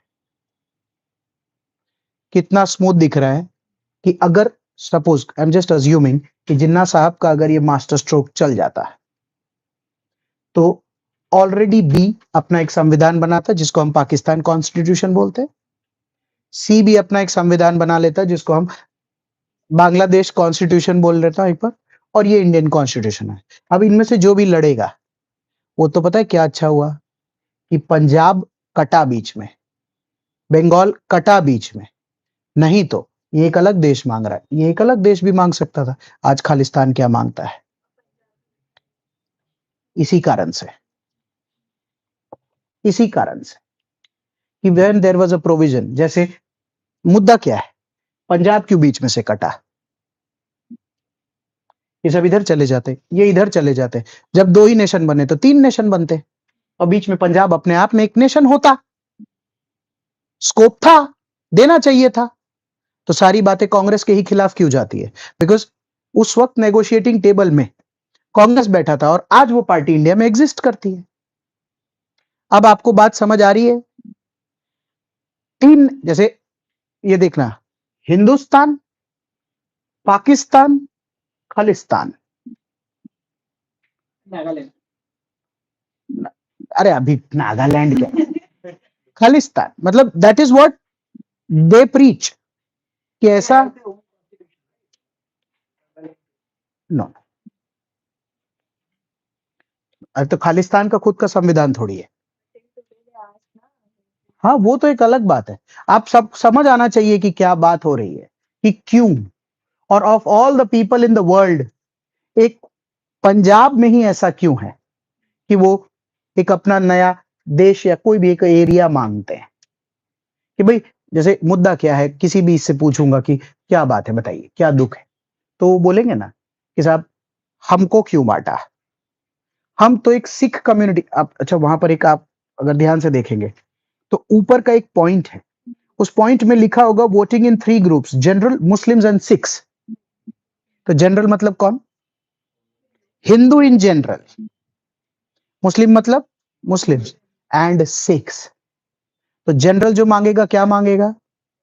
हिंदुस्तान। मुस्लिम्स क्या मांगेंगे? और सिख क्या मांगे? तो बने दो ही, बनने चाहिए थे 3। अब ये एक मुद्दा है जो ऐतिहासिक हो गया है, जिसमें कोई ये समझ नहीं पा रहा है कि अब इसमें क्या करें यार। मतलब even if see even if the demand is right, what to do? जैसे मैं अपने बच्चे को भी दिवाली पर अगर बोलता है फटाके, the demand is right, तो what to do? I buy him a few crackers. If he asks for more, और if he says कि सुतली बम दिलाइए, या वो बोलता है कि मेरे हाथ में दो, irrespective of the demand, it is rejected. So मेरा बच्चा भी नाराज हो जाता है मुझसे, क्या बोल के? पापा तो मेरे लिए कुछ करते ही नहीं। अब ऐसे में मेरे को ही नहीं समझ में आता है कि मेरे को क्या करना है। अपने साथ खालिस्तान वाले केस में यही है, दें लें, क्या करें नहीं करें, कौन खुश है, क्या नाराजगी है मैं, क्योंकि आज के दिन में अगर मान ले खालिस्तान मांगा जाता है, सही है, एक एरिया डिफाइन कन्फाइन होता है, तो मुद्दा इस बात का है कि यहां के सारे इंडियंस फिर एक नए देश में जाएंगे क्या? और वहां अगर कुछ लोग रह रहे हैं जो बोलेंगे हमको खालिस्तान में नहीं रहना, हमको इंडिया पार्ट बनना है, तो वो अगर इंडिया आ जाएंगे तो उनको किधर सेट करेंगे हम? सरकार के पास कोई खाली बिल्डिंग है? और उससे भी खतरनाक बोलता हूं, ये एरिया अगर हम कन्फाइन करके दे तो उसमें पाकिस्तान का भी एक एरिया है, उनसे कौन लेगा वो वाला पार्ट? एग्जैक्टली वो तो खुद ही ऑक्यूपेंसी वाले मानसिकता से, वो कैसे देंगे? और वो दे देंगे, एरिया ही कन्फाइन कर लिया, तो वहां के जो पाकिस्तानी लोग हैं वो खालिस्तान के लिए रेडी हो जाएंगे अगर कोई भी प्रकार का। और वो लाइन कौन ड्रॉ करेगा? ये क्लासरूम है, इस क्लासरूम में से ही एक यहां से लाइन चली गई, कोई आदमी है उसका घर बना हुआ है, उसके बीच में से ऐसा चला गया कि यहां से लाइन जा रही है, तो वो किस बाजू रहेगा? गाइस वो 47 में एक बार के लिए बात हो सकती थी, अभी उस I am not talking about the demand, I am saying it has its own set of challenges now, it has its own set of challenges now. And who is going to take the lead? How? For once, if we say we don't want that part of Pakistan, only the India part of Punjab can become Khalistan.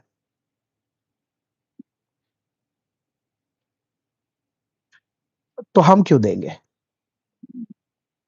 पूरा उनका भी जाए, 3 लिखा है। तो हमारे साथ क्या हो जाता है कि हम झुक गए, whatever.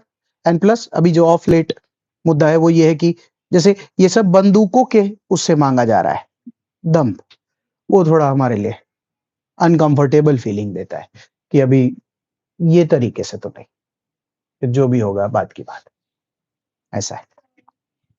I lost the track, पर मैं ये नहीं still I can't get it कि पहले मैं लिखा कि full fledged पाकिस्तान नहीं होगा, अचानक से सेम में ये ऐसा क्या हो गया कि 3 डिवीजन हो गए। ऐसा नहीं, मस्त प्लेस किया गया था ऊपर कि पाकिस्तान जैसा कुछ भी नहीं होगा।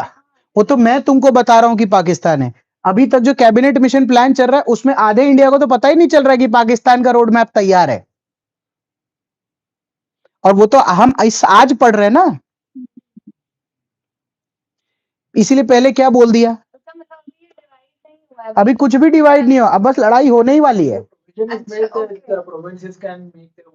हाँ, अभी तो लड़ाई होगी। कैबिनेट मिशन प्लान पढ़ना चालू किया, तांडव।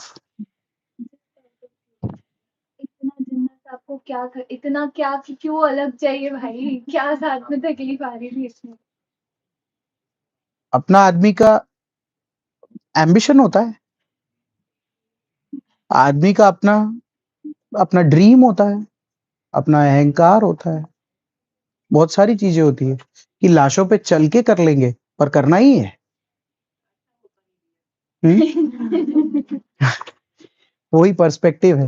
But the population exchange was incomplete.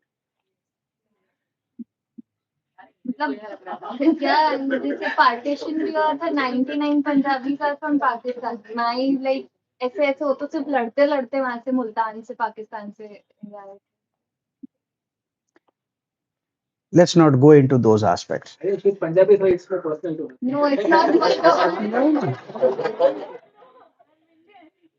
It has got, guys, nothing to do with probably Punjabis or Sindhis or probably the Hindus of Punjab or probably the Muslims who stayed in Punjab. It is about the formation of a country which did not happen because अभी लोग बोल देते हैं कि ये एक ये Hindu country होना चाहिए था, मुस्लिम्स, ये ऐसा होता नहीं है। It is मतलब we are in a cosmopolitan global world. People from all religions will be found everywhere.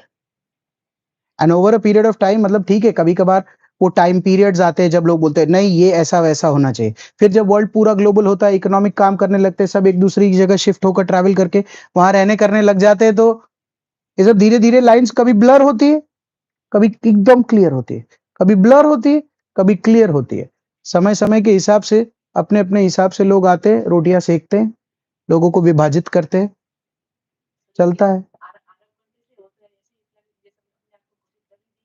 हाँ, तो कैसा है कि वहां पर क्योंकि डेमोक्रेसी नहीं है, डेमोक्रेटिक गवर्नमेंट नहीं है, राजाशाही चलती है, तो वो उसमें घोषित कर सकते हैं। आप मेरे घर में आएंगे ना, मैं जो मन चाहूं कर दूंगा। My personal observation is that Muslim monarchies are actually more easier to deal with than Muslim democracies हाँ, because in monarchy we deal with the monarch, and a monarch can be quite sensible person, just like they are in the UAE or even in Saudi Arabia. The new crown prince is quite sensitive, but when you talk about the Muslim democracies which are there in like Pakistan, Egypt, okay, so these democracies can be far more volatile than the monarchy. तो ऐसा ही होता है Because ना। in democracy you have those fundamentalist elements who can can drive public opinion, and they can always coerce the government to follow fundamentalist policy. While ऐसा ही हो रहा है। the monarch can actually quite control the क्योंकि उसमें simple सा fundamental है कि अगर इस्लामिक मोनार्कीज होती है, वो आराम से उस चीज को क्यों कंट्रोल कर पा रहे हैं? सुनना ध्यान से, वो आराम से उस चीज को क्यों कंट्रोल कर पा रहे हैं, उस ग्रोथ को? क्योंकि मोनार्की में कैसा होता है कि राजा की इच्छा होगी तो सुनेगा, राजा की इच्छा होगी तो नहीं सुनेगा, वो जो बोलेगा वैसे ही चलेगा, सारे वही मानेंगे, तो इट वर्क्स। इस्लामिक डेमोक्रेसीज में क्यों फेल हो रहे हैं पाकिस्तान, इजिप्ट जैसे देश? क्योंकि डेमोक्रेसी है तो ये बोलेंगे ही, डेमोक्रेसी है, सुनेंगे भी। आउटकम होगा। तो फिर लफड़ा पड़ जाता है। तो ठीक है, अब ऐसा है। It's easier to build a temple in UAE than in hmm, precisely because Pakistan is a democracy and UAE is not. बहुत सारे, मैं वही तो बोल रहा हूँ, पिछले 5-7 साल में ये सब बातों पे ओपिनियन इतना स्ट्रांग हो गया, इतना मटेरियल आने लग गया, लोग इतना इस पे लिखने, एनालिसिस, समझने, करने लग गए कि ये सारे टॉपिक सब रीडर्स के लिए new talk of the town हो गया है। मैं तो देखता हूं कि स्टूडेंट कम्युनिटी में, रीड करने वाले लोगों में, इन जनरल पब्लिक में इतने इतने स्ट्रांग ओपिनियन है व्हाट्सएप यूनिवर्सिटी के थ्रू कि मुझे लगता है यार, हाउ डिड इट हैपन? बच्चे को बच्चे से मिला है 12 साल का था और बोल रहे थे ऐसे ही क्या पढ़ा जाए, बोले स्कूल में इतिहास पढ़ा में किसके बारे में, गांधी जी के बारे में। सरदार पटेल, गांधी जी कब बेकार थे, सरदार पटेल बहुत अच्छे थे। मैंने बोला तुम्हें पता सरदार पटेल जी गांधी जी के अंदर ही काम करते थे। उससे बोला कि वो नहीं। इसीलिए तो बोल रहा हूँ कि धीरे धीरे ओपिनियंस बहुत स्ट्रांग ओपिनियन और गांधी जी है और Sardar Patel, it was very हाँ। कंट्रास्टिंग। जैसे पीपल, अभी वही मैं पिछले 5-7 साल से वही देख रहा हूँ कि जैसे क्या होता था कि हमारे वक्त ये सिखाते थे कि जैसे मान लीजिए गांधी जी है, सरदार पटेल है, नेहरू जी है, कोई भी, सुभाष बोस है, सब तो समझो कि क्या क्या उनमें कैरेक्टरिस्टिक थी, उनको समझो, उनको अप्रिशिएट करो, जो अच्छा है उनमें से लो, और फिर वही सही है। इसीलिए हम हिस्ट्री पढ़ते हैं। अब कैसा हो गया कि पहले ही लोग ओपिनियन बना देते हैं, तो अब पर्सनैलिटी से ले नहीं रहे, पर्सनैलिटी पर ओपिनियन है सबका। और फिर पता है, जिस पे जो ओपिनियन बन गया, लोग उसी को सब कुछ मान रहे हैं। हाँ, तो मैं सरदार पटेल जैसा, उनमें क्या था सर, उन्होंने सबको एक किया था, 2 में तो एक कर नहीं पा रहा। सबसे ज्यादा उनमें सहन शक्ति थी सुनने की, तो बोले ही जा रहा है। मतलब, so I'm like, you have to imbibe the qualities of a leader and understand na, to be a better human being. Some qualities from Gandhi ji, some from, so people have inclined themselves to मैं ये, मैं कहता हूँ चलो वो भी ठीक है एक बार के लिए, you incline yourself, at least derive the qualities of that leader in you, so it helps you as a human. Sir क्या क्वालिटी लेनी है, तो मैं बोला तो तू अलाइन कैसे हुआ, तू क्या पढ़ा, वही कि वो ऐसे अच्छे नहीं थे, वो बुरे थे, तो मतलब कैसे बुरे थे, बुरा वाला तो बता दिया, अच्छे वाले में तो कुछ आइडिया नहीं। सरदार जी ने सरदार पटेल देश एक किया, गांधी जी ने देश का बंटवारा किया। हाँ बराबर, That was his understanding. हाँ, कि सरदार पटेल ने देश एक किया, गांधी जी ने बंटवारा किया। एक तो पहले ऐसा है कि बंटवारा किसी और ने किया, गांधी जी तो उसी बंटवारे के शिकार हो गए, और उसके बाद एकत्रीकरण तो वैसे भी बाद में हुआ। तो लोग क्या होते, सरदार पटेल ने एक किया, गांधी जी ने बांटा। मैं कौन सी हिस्ट्री पढ़ाता हूं कि पहले बट गया फिर एक किया। एक तो टाइमलाइन ही इधर उधर हो रखी है लोगों की, क्योंकि सरदार पटेल तो 47 के बाद एकत्रीकरण करेंगे। Nowhere. Nowhere I am saying Gandhi ji is nowhere. I am not teaching Gandhi ji anymore. We've already discussed that after 1945, there is no such role that he can play, because, guys, there is this list. Central elections have been held. Provincial elections have been held. There is a constituent assembly to be formed, and Gandhi ji is not a member of any such provincial government, central government. He's not an MLA. He's not an MP. He's not a part of the constituent assembly. He's not part of the Congress, or whatever you see it in that form. So how could he divide the? Did he frame the cabinet mission plan? Where is he? Vardhan. Wardha. And वो खुद दुखी होंगे ना कि ये क्या हुआ। Random opinion, अपने आगे बढ़ते हैं यार। Anyways, so in the constitution, जो मैं पढ़ा रहा था, members from groups A, B and C were to sit separately to decide the constitution for provinces. देखता कितना मस्त, कितना अच्छा अजीब लग रहा है बोलने में। सब अपना अपना संविधान बनाएंगे, सुनना, फिर सब एक ग्रुप का संविधान बनाएंगे, फिर सब एक साथ मिलकर देश का संविधान बनाए। 15-20 बना दो ना, संविधान है। ये क्या प्लान है? आगे बढ़ो। फिर you will make for province, if possible लिखा, you will make for group. फिर पूरा constitution will sit together and form for union constitution. कम से कम 15 साल तो बनाने में लगेंगे। यही होना था। आप सोचो, आप इंडियन हो, मैं भी, अपने ये सब सुने, और मान ले कि डोंट माइंड कि तू पंजाब की है, कि तू NWFP की है, मैं सिंध का हूँ, वो बंगाल के, वो आसाम के, अपने क्या बोले भाई काम કેટલું આવી ગયું છે હવે, ચલો ચલો બધા फिर पता करेंगे કેવી રીતે संविधान લખવાનું, फिर पता चलेगा कि वो पूरा लिख के तैयार हुआ, फिर मैं बोलूंगा बंसी वो कैंसल, फिर अपने मिल के एक बनाना है सर। एग्जैक्टली फिर क्या बोले, मेरे को खेलना ही नहीं है सर, ये क्या चल रहा है। यही होगा ना कुछ देर में, तांडव मचेगा। फिर कॉमन सेंटर डिफेंस कम्युनिकेशन, ठीक है। अब ये मस्त था, अगर केंद्र सरकार में कोई भी तरीके के कम्युनल क्वेश्चंस आए तो वो सिंपल मेजोरिटी दोनों कम्युनिटी मिलके डिसाइड करेगी प्रेजेंट और वोट करके, ठीक है। प्रोविंसेस को फुल ऑटोनॉमी है, रेसिडुअल पावर्स है, ये हमने पढ़ा हुआ है, इसमें कोई बड़ी बात नहीं है। अब मस्त है, प्रिंसली स्टेट्स अब पैरामाउंसी के अंडर नहीं आएंगे। The princely states will no longer be under paramountcy. वो लोग free to enter an agreement with the successive governments है, का मतलब है कि प्रिंस जब आजाद हो जाएगा तब कोई भी तरीके की सरकार बनेगी तो प्रिंसली स्टेट उनका हिस्सा बन सकते हैं। इसीलिए तो निजाम साहब बोलेंगे या तो हमको पाकिस्तान में या एक देश, मैंने कहा बस, मतलब यहां पर अचानक से छोटा पाकिस्तान कैसे हो जाएगा। और फिर इससे खतरनाक बात नहीं हो सकती थी, after the first general election. हमने कहा जनरल इलेक्शन मतलब वो कब है, बोले वो लिखेंगे ना संविधान, संविधान के बाद रखेंगे। हमने कहा अच्छा उसमें क्या होगा। A province was to be free to come out of a group. देखना फर्स्ट जनरल इलेक्शन के बाद अगर कोई प्रोविंस किसी ग्रुप को छोड़ना चाहता है तो वो छोड़ सकता है, और 10 साल के बाद प्रोविंस अगर चाहे तो वापस से वो ग्रुप को जुड़ सकता है या वो यूनियन के पास बन सकता है।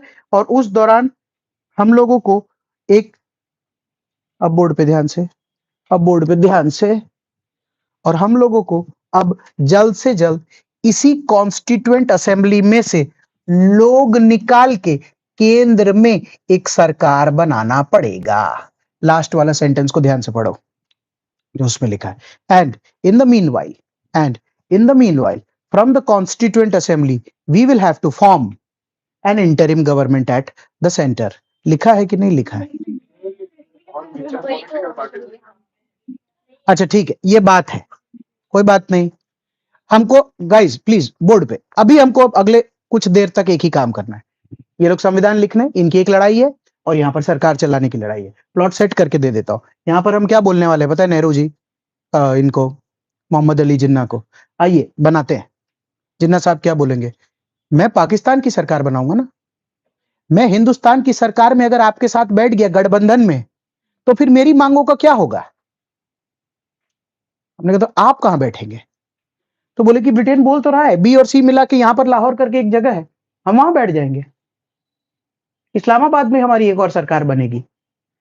वो यहां आएंगे नहीं आएंगे। फिर हमने कहा अच्छा ठीक है आइए फटाफट जान लिखते हैं हिंदुस्तान का, आप भी तो प्रोविंसेस से आएंगे ना, हम भी प्रोविंसेस से आएंगे, कॉन्स्टिट्यूएंट असेंबली। बोले ऐसा नहीं है, हम अपना संविधान बनाएंगे। तब तक तो ये बात क्लियर होने लग गई थी कि पूरा दिमाग में फ्रेम तैयार हो गया। तो हमने पूछे आप कहां का बनाएंगे, तो उन्होंने कहा बी का अलग बनाएंगे, सी का अलग बनाएंगे, बी का संविधान, सी का संविधान, बी की सरकार, सी की सरकार।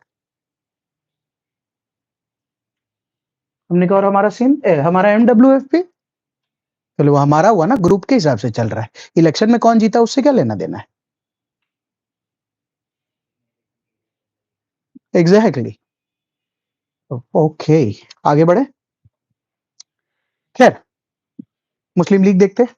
मुस्लिम लीग का ये कहना था और उनको ये समझ आया कि ग्रुपिंग कंपलसरी है, और कांग्रेस को ये समझ आया कि अभी हम लोगों को थोड़ा वेट करना चाहिए, देखना चाहिए, ग्रुपिंग कंपलसरी नहीं होना चाहिए, रीजिक का मौका मिलना चाहिए ना। जैसे ये सिंध यहाँ जाना चाहिए, क्यों यहाँ जाना चाहिए, क्योंकि ये वाली लाइन ये सिंध है, ये वाली लाइन इधर से हमने खींची और सिंध उधर चला गया, तो हम ये वाली लाइन ऐसे ले सकते थे, थोड़ा बड़ा रहता। फिर NWFP बोलेगा कि सर सिंध तो उनका है, आप लाइन थोड़ा ऐसे लेना। मैंने कहा अब ऐसे ऐसे नहीं आ सकता कि ये उधर जाए, और उस चक्कर में वो NWFP हमारा चला गया। खैर timeline again, cabinet mission plan, Hindustan आया, 10 पॉइंट फ्रॉम स्पेक्ट्रम, हमारी बात हो गई। और उसके बाद जल्द से जल्द elections to the constituent assembly was held का मतलब है, मैं यहाँ अपनी बात रख चुका हूं कि यहाँ का इलेक्शंस हेल्ड किया गया। मैं यहाँ लिख दूं कौन से महीने में हुआ है, जून या जुलाई 1946 में इसका इलेक्शन होकर तैयार हुआ। 389 मेंबर्स इसमें सिलेक्ट होकर इस काम को तैयार करना चालू किए और उतने में हिंदुस्तान में वो चीखें सुनाई देने लगी, लड़कर लेंगे पाकिस्तान, लेकर रहेंगे Pakistan. By August 1946 India was undergoing a communal holocaust. सांप्रदायिक दंगे अपने चरम पे थे। वो इसीलिए क्योंकि लोग यही बात करने लग गए थे जो हम बात कर रहे हैं कि जो जो बी ग्रुप में है वो सब पाकिस्तान में जाएंगे। तो बताओ कौन है जो हिंदुस्तान की तरफ बढ़ेंगे? NWFP वाले, सिंध में रहने वाले हिंदू, सिंधी, ये पंजाबी, ये इधर की तरफ बढ़ेंगे और इन एरियाज में रहने वाले मुस्लिम्स उस तरफ की ओर जाना शुरू करेंगे और हिंदुस्तान में कम्युनल होलोकॉस्ट का सीन बहुत ही खराब हो जाएगा। And at the same time it will happen in C also. So इसीलिए a lot of, please board पे, a lot of people who are currently Bangladesh, East Pakistan, ये वाली जगह से वो लोग बांग्लादेश की बंगाल की तरफ आना शुरू करेंगे हिंदूज, और जितने भी मुस्लिम्स हिंदुस्तान में रहा करते थे वो सब इधर की तरफ जाना शुरू करेंगे। तो कम्युनल क्लैशेस, कम्युनल होलोकॉस्ट, ये सब पढ़ाने में ही बेकार लगता है, पर समझ आना चाहिए कि क्यों हो रहा है, क्या तकलीफ हो गई, किस वजह से लोग इधर से उधर होना शुरू हो गए। तब तक समझ आ गया कि अब हिंदुस्तान में देश विभाजित करना ही पड़ेगा। तो दो चीजें बन के तैयार होगी, एक जुलाई 1946 में कॉन्स्टिट्यूएंट असेंबली बन के तैयार हुई और सितंबर 1946 में interim government at the centre is formed. ये देखना बोर्ड पे, तो इसी जगह पर सितंबर 1946 में ये बन के तैयार हुआ, जुलाई में ये बन के तैयार हुआ था। प्लीज बोर्ड पे, सितंबर में जब ये बन के तैयार हुआ था तो इसी के हेड नेहरू जी बन के तैयार हुआ और ये चर्चा हुई कि आइए सरकार तो बनाते हैं, सरकार तो बनाते हैं। तो जब वो ऑफर किया जाएगा कि आके सरकार बनाते हैं, तब तक अक्टूबर 1946 में मुस्लिम लीग ने एक बार के लिए ये अग्री किया कि चलो ठीक है, we will become a part of the interim government currently. और फिर 9 दिसंबर 1946 को द फर्स्ट मीटिंग ऑफ, हमेशा याद रखना पढ़ते वक्त तुम्हारे दिमाग में दो टाइप से फोटो चलनी चाहिए, इसकी फर्स्ट मीटिंग अलग होती चली जाएगी, इसकी फर्स्ट मीटिंग अलग होती चली जाएगी। तो इसीलिए जो टाइमलाइन में हमारे लिखा है उसमें इंटरिम गवर्नमेंट का पार्ट मुस्लिम लीग इधर बनेगी और उसके अगले महीने वो लोग कॉन्स्टिट्यूएंट असेंबली की फर्स्ट मीटिंग होगी। खाली फैक्चुअल लेवल पर बता के छोड़ रहा हूं, इस कॉन्स्टिट्यूएंट असेंबली, इसी कॉन्स्टिट्यूएंट असेंबली में से ही तो लोग निकल के सरकार बनाए थे ना, और उस सरकार का नेता नेहरू है ना, नेहरू जी। तो उसी टाइम पीरियड में कॉन्स्टिट्यूएंट असेंबली में भी तो उनका दबदबा है। जब पहली मीटिंग होकर तैयार होगी तब वापस से जिन्ना साहब बोलेंगे कि अरे यूनियन का क्यों बनाने लग गए, इंडिविजुअल पहले प्रोविंस का बनाओ फिर ग्रुप का बनाओ। हमने कहा छोड़ दो, अब तुम क्या कैबिनेट मिशन प्लान वाले प्लान में लगे हुए हो। तो बोले नहीं नहीं ऐसा नहीं हो सकता है। मुस्लिम लीग ने बोला कि हम तो वो बनाने के लिए नहीं आएंगे। क्यों? क्योंकि समझना ध्यान से, अगर हम केंद्र सरकार का पार्ट हो गए और केंद्र संविधान का पार्ट हो गए तो फिर पाकिस्तान बनेगा कैसे, फिर तो बनेगा ही नहीं। तो इसीलिए मुस्लिम लीग फर्स्ट कॉन्स्टिट्यूएंट असेंबली में आएगी नहीं। ऑब्जेक्टिव्स रेजोल्यूशन करके एक कॉन्सेप्ट है जिसको बाद में प्रीएम्बल बोलते हैं। Nehru ji in 1946 will pass the objectives resolution of the constituent assembly। उसी को बाद में जाकर प्रीएम्बल बोलते हैं। क्या है इसमें, we the people of India, ये वो करके पूरा लिखा जाएगा। फिर बाद में पॉलिटी पढ़ा रहा हूं, फिर हिंदुस्तान आजाद हो जाएगा, हिंदुस्तान में पूरा संविधान लिखा चला जाएगा और लास्ट में प्रीएम्बल वही ऑब्जेक्टिव्स रेजोल्यूशन है ना जो उसका पार्ट बनेगा। इसीलिए यहाँ नोट्स में खाली लिख के छोड़ दिया है that December 1946 Muslim League will not attend and objective resolution will be passed, will later be called as the preamble। Guys, बीच के स्टोरी में ये जो मैं बीच बीच में खा गया हूं, एक्चुअली में इंडिया में दंगे बहुत चल रहे हैं और कोई भी इंडियन ये बात को जान समझ नहीं पा रहा है कि देश कब बनेगा। कम्युनल होलोकॉस्ट और देश की करंट स्थिति देखने के बाद मैंने फोन किया था एटली साहब को। हमने कहा साहब, आपने जो सरकार बनने के बाद जो कैबिनेट मिशन प्लान बना के इंडिया भेजा, उसमें जो ग्रुपिंग करके आपने बोला, उसमें जो केंद्र की सरकार बनी और उसमें जो कॉन्स्टिट्यूएंट असेंबली की सरकार बनी है ना, उसमें पता है सबसे ज्यादा तांडव किधर मच गया है? ग्रुप ए बी सी में। ये देखो कैसा दिख रहा है हिंदुस्तान, हर दूसरा आदमी कुछ नोच खाने तैयार है और कोई ये नहीं समझ पा रहा है कि कितने देश बन के निकलेंगे, क्योंकि खाली अफवाही तो फैलानी है। बॉम्बे भी एक देश होगा, बिग डील, लोग मानने भी लग जाएंगे। तो हमने कहा कि कुछ तो करना पड़ेगा ना, तो आपको मेरे साथ 20 फरवरी 1947 को मिस्टर एटली का स्टेटमेंट रीड करना पड़ेगा।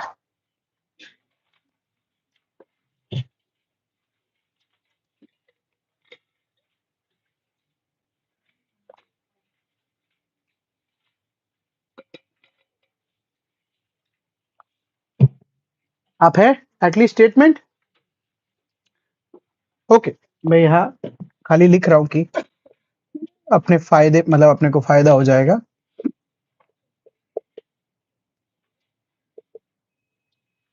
लॉर्ड माउंटबेटन, है ना?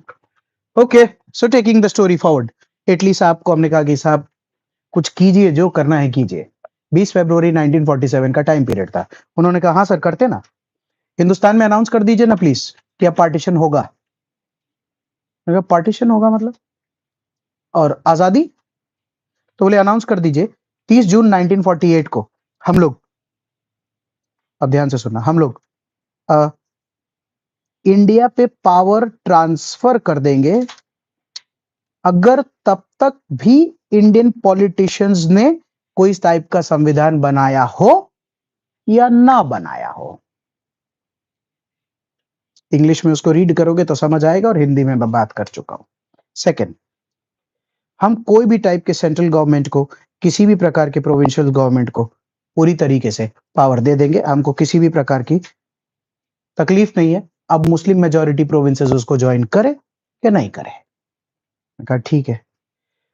ये जो प्रिंसली स्टेट्स को लेकर जो हम पावर होल्ड करते हैं आज के दिन में, हमारे जाने पर ये पूरा का पूरा पावर लैप्स हो जाएगा, और पावर लैप्स हो जाने के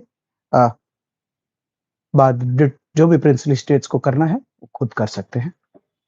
और माउंटबेटन साहब जो है वो वेवल साहब को वाइसरॉय के फॉर्म में रिप्लेस करेंगे, और इससे हमको क्या पता चला? हिंट्स ऑफ पार्टीशन, कि अब उन्होंने छोड़ दिया है। तो मैंने उनसे पूछा भी कि साहब आप ही थे जिन्होंने ये कैबिनेट मिशन प्लान वगैरह दिया था, ये वो, तो आप ये ग्रुपिंग ग्रुपिंग हटा दीजिए ना, ये वो। तो उन्होंने बोला बहुत तांडव हो गया देश में सर, माउंटबेटन को मैंने समझा दिया है। तो मैंने भी इधर आपके लिए लिख दिया है, एटली साहब के वक्त वेवल भी वाइसरॉय है, और अब एटली स्टेटमेंट के वक्त माउंटबेटन हिंदुस्तान के नए वाइसरॉय बनकर आएंगे। तो जैसे ही वाइसरॉय बनकर आए तो हमने पूछा कि आपने फिक्स डेट क्यों कर दी?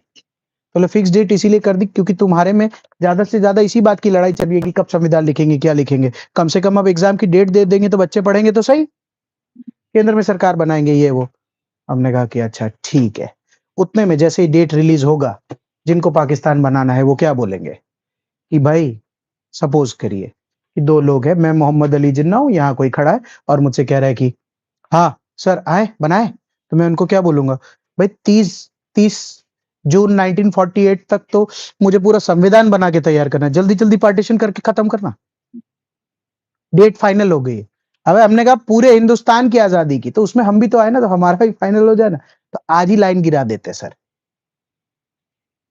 अब ये हो गया कि जल्दी लाइन बनाओ, क्योंकि लाइन अगर नहीं बनाएंगे तो फिर 30 जून 1948 तक अगर केंद्र में और कॉन्स्टिट्यूएंट असेंबली बनाकर संविधान नहीं बनाएंगे तो ब्रिटिश बोल चुका है कि ब्रिटिश चला जाएगा, और ये जो करंट स्थिति है वो वैसी की वैसी रह जाएगी।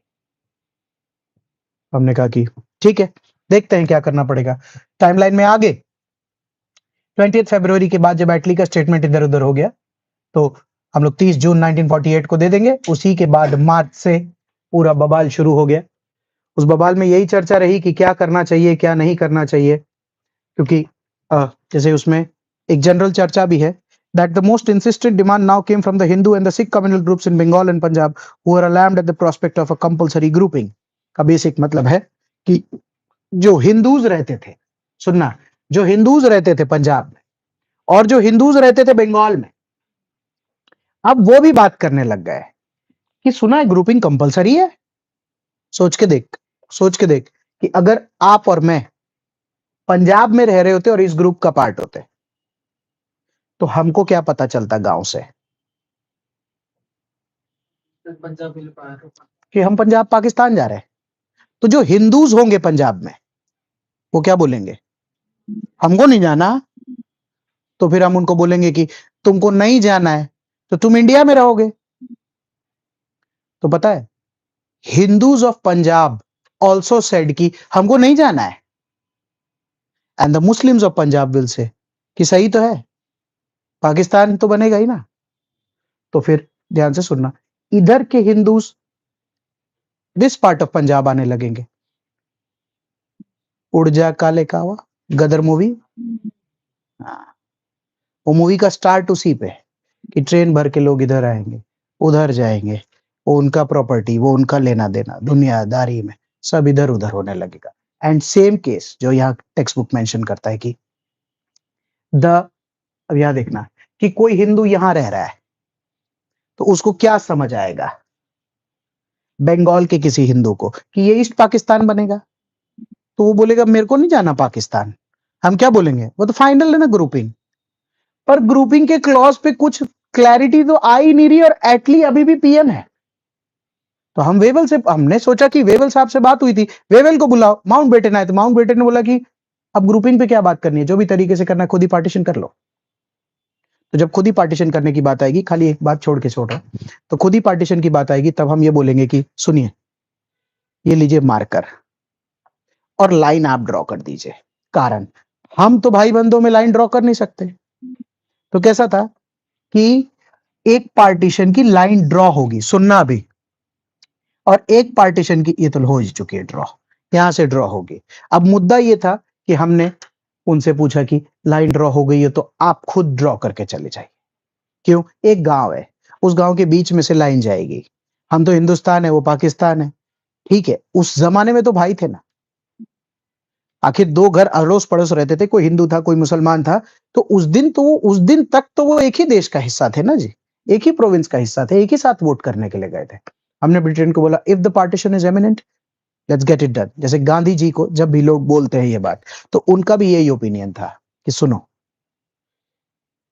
अगर इतनी लाशें बिछेगी ना इस काम के लिए, so might as well just get done with it, because there is no point of so much violence in this country just because the country should be united or in two, and it's a normal norm in the families also today कि दो भाइयों के बीच अगर एक साथ रह रहे हैं और भारी क्लेश होने लगता है, भारी, और सुन के समझ के देखना कि अगर दो भाई हैं और पापा हैं, मम्मी पापा हैं, और दो भाइयों के बीच में भी बच्चों के साथ रह रहे और भारी क्लेश हो रहा है दिन प्रतिदिन, तो क्या बड़ी बात है अगर घर के पापा बोले कि एक काम करते बच्चों, अलग अलग रहते हैं। उसमें बच्चे तो अलग हो ही जाते हैं, सबसे ज्यादा दुख किसको होता है, माँ बाप को। किस बात का, हम कहाँ रहेंगे, किस बच्चे के पास, क्यों, क्योंकि उनके लिए उस दिन तक तो दोनों बच्चे एक समान ही थे ना। तो लोग बोलते कि गांधी जी ने दो करके दिए, या whatever people have their opinion, यार he was not even authorised to, but he was somebody जिनका ओपिनियन मैटर करता था, तो लोग पूछते थे। और प्लस इतना वायलेंस हो रहा है, somebody who is a believer of non violence, वो क्या बोलेंगे, अगर पार्टीशन होने से सब कुछ शांत हो जाए तो अब भी कर दो। पर ये लोग एक दूसरे को मारे नहीं, क्यों, क्योंकि जब 1915 में ये ड्रीम देखा था कि एक आजाद हिंदुस्तान होगा और सारे उसके सिटीजन्स होंगे, और उन्हीं सिटीजन्स को आप 35 और 30 और साल बाद देख रहे हैं कि आपस में लड़ रहे हैं किसी एक देश के लिए, जिस देश की लड़ाई कोई फादर ऑफ द नेशन लड़ा, तो क्या करेंगे कि भाई उनसे पूछो आपको क्या चाहिए, तो उनको तो कोई ओपिनियन ही नहीं है ना, आपको क्या ठीक लगता है। वो ये कह रहे हैं कि यार अजीब तो ये हुआ कि जिस आजादी की लड़ाई लड़ रहे थे उस आजादी में तो पता ही नहीं चला कि ये कब तैयार हो गया। इसीलिए सबके अपने अपने वेरियस इंटरेस्ट्स हैं। ये वो लोग बोलते हैं नेहरू जी की वजह से and all, guys he formed the interim of government at the center. He asked Muhammad Ali Jinnah to join. He was a part of the constitution, and everybody, I'm not just defending Gandhi ji or Nehru ji for that matter, Sardar Vallabh was also a part of it, and all the current leaders of this country, those present leaders of the country at that point, they were all a part of it. But somebody either takes the credit or somebody either takes the blame, जो भी lead करता है। First among equals का तो concept ही यही है। तो इसीलिए वो नाम तो उन्हीं का हमेशा होगा, या बदनामी भी उन्हीं की हमेशा। ये तो दस्तूर है दुनिया का कि भाई किसी भी घर में शादी होती है और अगर शादी फूफा या मामा की वजह से खराब हो जाए तो भी बदनाम तो लड़की का बाप या लड़के का बाप ही होता है। पता फलने की शादी में गए थे, उनकी लड़की की शादी में गए, वो बाप तो करता करता मर नहीं गया शादी में, इतना यार खर्चा किसका हुआ? फूफा मामा का कोई भी पैसा खर्च नेग्लिजिबल। वो तो दस्तूर है, ऐसा होगा। Taking the story forward, so Attlee statement and then discussion starts to divide Bengal and Punjab. And 3 जून को माउंटबेटन ने खुद ही प्लान दे दिया कि सुनो मैं तुमको बताता हूं क्या करना सही रहेगा। हमने कहा आप ही बाकी थे, आप भी बोल दीजिए। सुनना, चलो मैं तो क्या बोल रहा हूं, सुनना। पंजाब एंड बंगाल की असेंबली को, सुनना, पंजाब एंड बंगाल की असेंबली को 2 ग्रुप में मिलाइए, हिंदू और मुस्लिम में, और उनको बोलिए कि पार्टीशन चाहिए कि नहीं। अगर पंजाब के हिंदू या पंजाब के मुसलमान दोनों में से किसी ने भी सिंपल मेजोरिटी से हाँ बोल दिया तो पार्टीशन कर दीजिएगा। इसको बात करते जैसे सपोज कैसे इजी वे में कि 100 लोग हैं पंजाब में, उसमें 50 हिंदू है 50 मुसलमान, तो बोले कि 50 हिंदू से पूछ लो अलग होना है, उसमें से अगर 26 हिंदू ने हाँ बोला तो अलग हो लेना, या फिर अगर 50 मुसलमान है उस 50 मुसलमान में से अगर 26 ने बोला कि अलग होना है तो अलग हो लेना। कि दोनों में से अगर किसी की भी मेजोरिटी बोलती है सिंपल मेजोरिटी में तो ना मत बोलना। इसका मतलब जनता वहां की इस चीज के लिए रेडी है। हमने कहा ठीक है। सेकंड, अगर पार्टीशन होगा तो 2 डोमिनियन बनेंगे, 2 कॉन्स्टिट्यूएंट असेंबली बनेगी। हमने कहा ठीक है। फिर अब बोर्ड पे देखना, सिंध अपना डिसीजन खुद लेगी।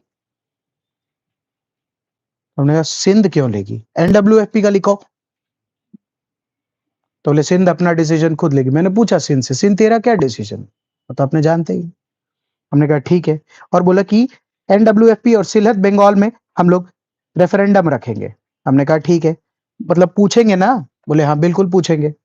फिर चर्चा हुई कि बिकॉज कांग्रेस एक यूनिफाइड इंडिया चाह रहा है तो हम लोग ये बोल रहे हैं कि अब उनका ये कहना था कि प्रिंसली स्टेट आजाद देश अब नहीं बन सकते, उनको कांग्रेस के साथ हिंदुस्तान में रहकर समावेश करना पड़ेगा, और सेम केस में अगर पाकिस्तान में कोई प्रिंसली स्टेट है तो उनको पाकिस्तान का हिस्सा बनना पड़ेगा।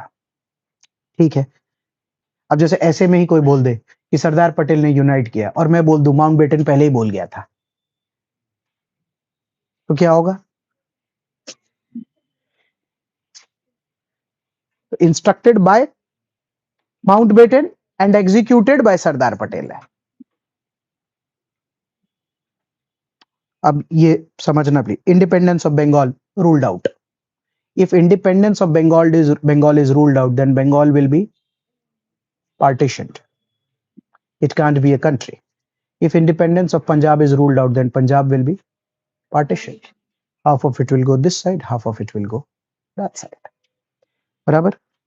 Accession of Hyderabad to Pakistan ruled out.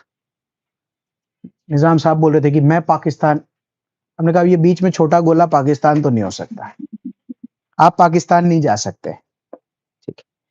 और फ्रीडम हिंदुस्तान में 15 अगस्त 1947 को आएगी, और सबसे खतरनाक एक बाउंड्री कमीशन सेट कर दिया है, और वो कुछ दिन में फटाफट वो लाइन देगी और वो लाइन हम बना देंगे और एकदम क्लियर हो जाएगा। उस दिन के बाद से कम्युनल होलोकॉस्ट अपने टॉप पे चला गया। क्यों? माउंटबेटन का प्लान का डेट क्या है? 3 जून। 3 जून सुनना बोर्ड पे प्लीज। एटली साहब ने बोला था 30 जून 1948। अब उन्हीं के वाइसरॉय इंडिया में आ गए हैं और डेट को रीस्केड्यूल करके 1 साल पहले कर दिया है, 10 महीने पहले, और 3 जून को बोल रहे 15 अगस्त को होगा। ये रही पब्लिक आपस में क्या बोल रही, चलो चलो जल्दी करो, 1 महीना ही बाकी है।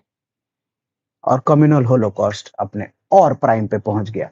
चिल्लाते रहे लोग, अरे वो बाउंड्री कमीशन बनाए, फटाक से लाइन ड्रॉ कर दीजिए ना। कंफ्यूज हो गए लोग, कोई बोल रहा है कि यहां पाकिस्तान है। हो क्या रहा था प्रैक्टिकली कि कोई यहां पर था, हिंदू था, उसने क्या बोला कि मैं यहां शिफ्ट हो जाऊंगा क्योंकि अब मेरे को पाकिस्तान में नहीं रहना है, और यहां पर कोई रहता था, पता चले कि मैं यहां शिफ्ट हो जाऊंगा क्योंकि मेरे को हिंदुस्तान नहीं रहना है।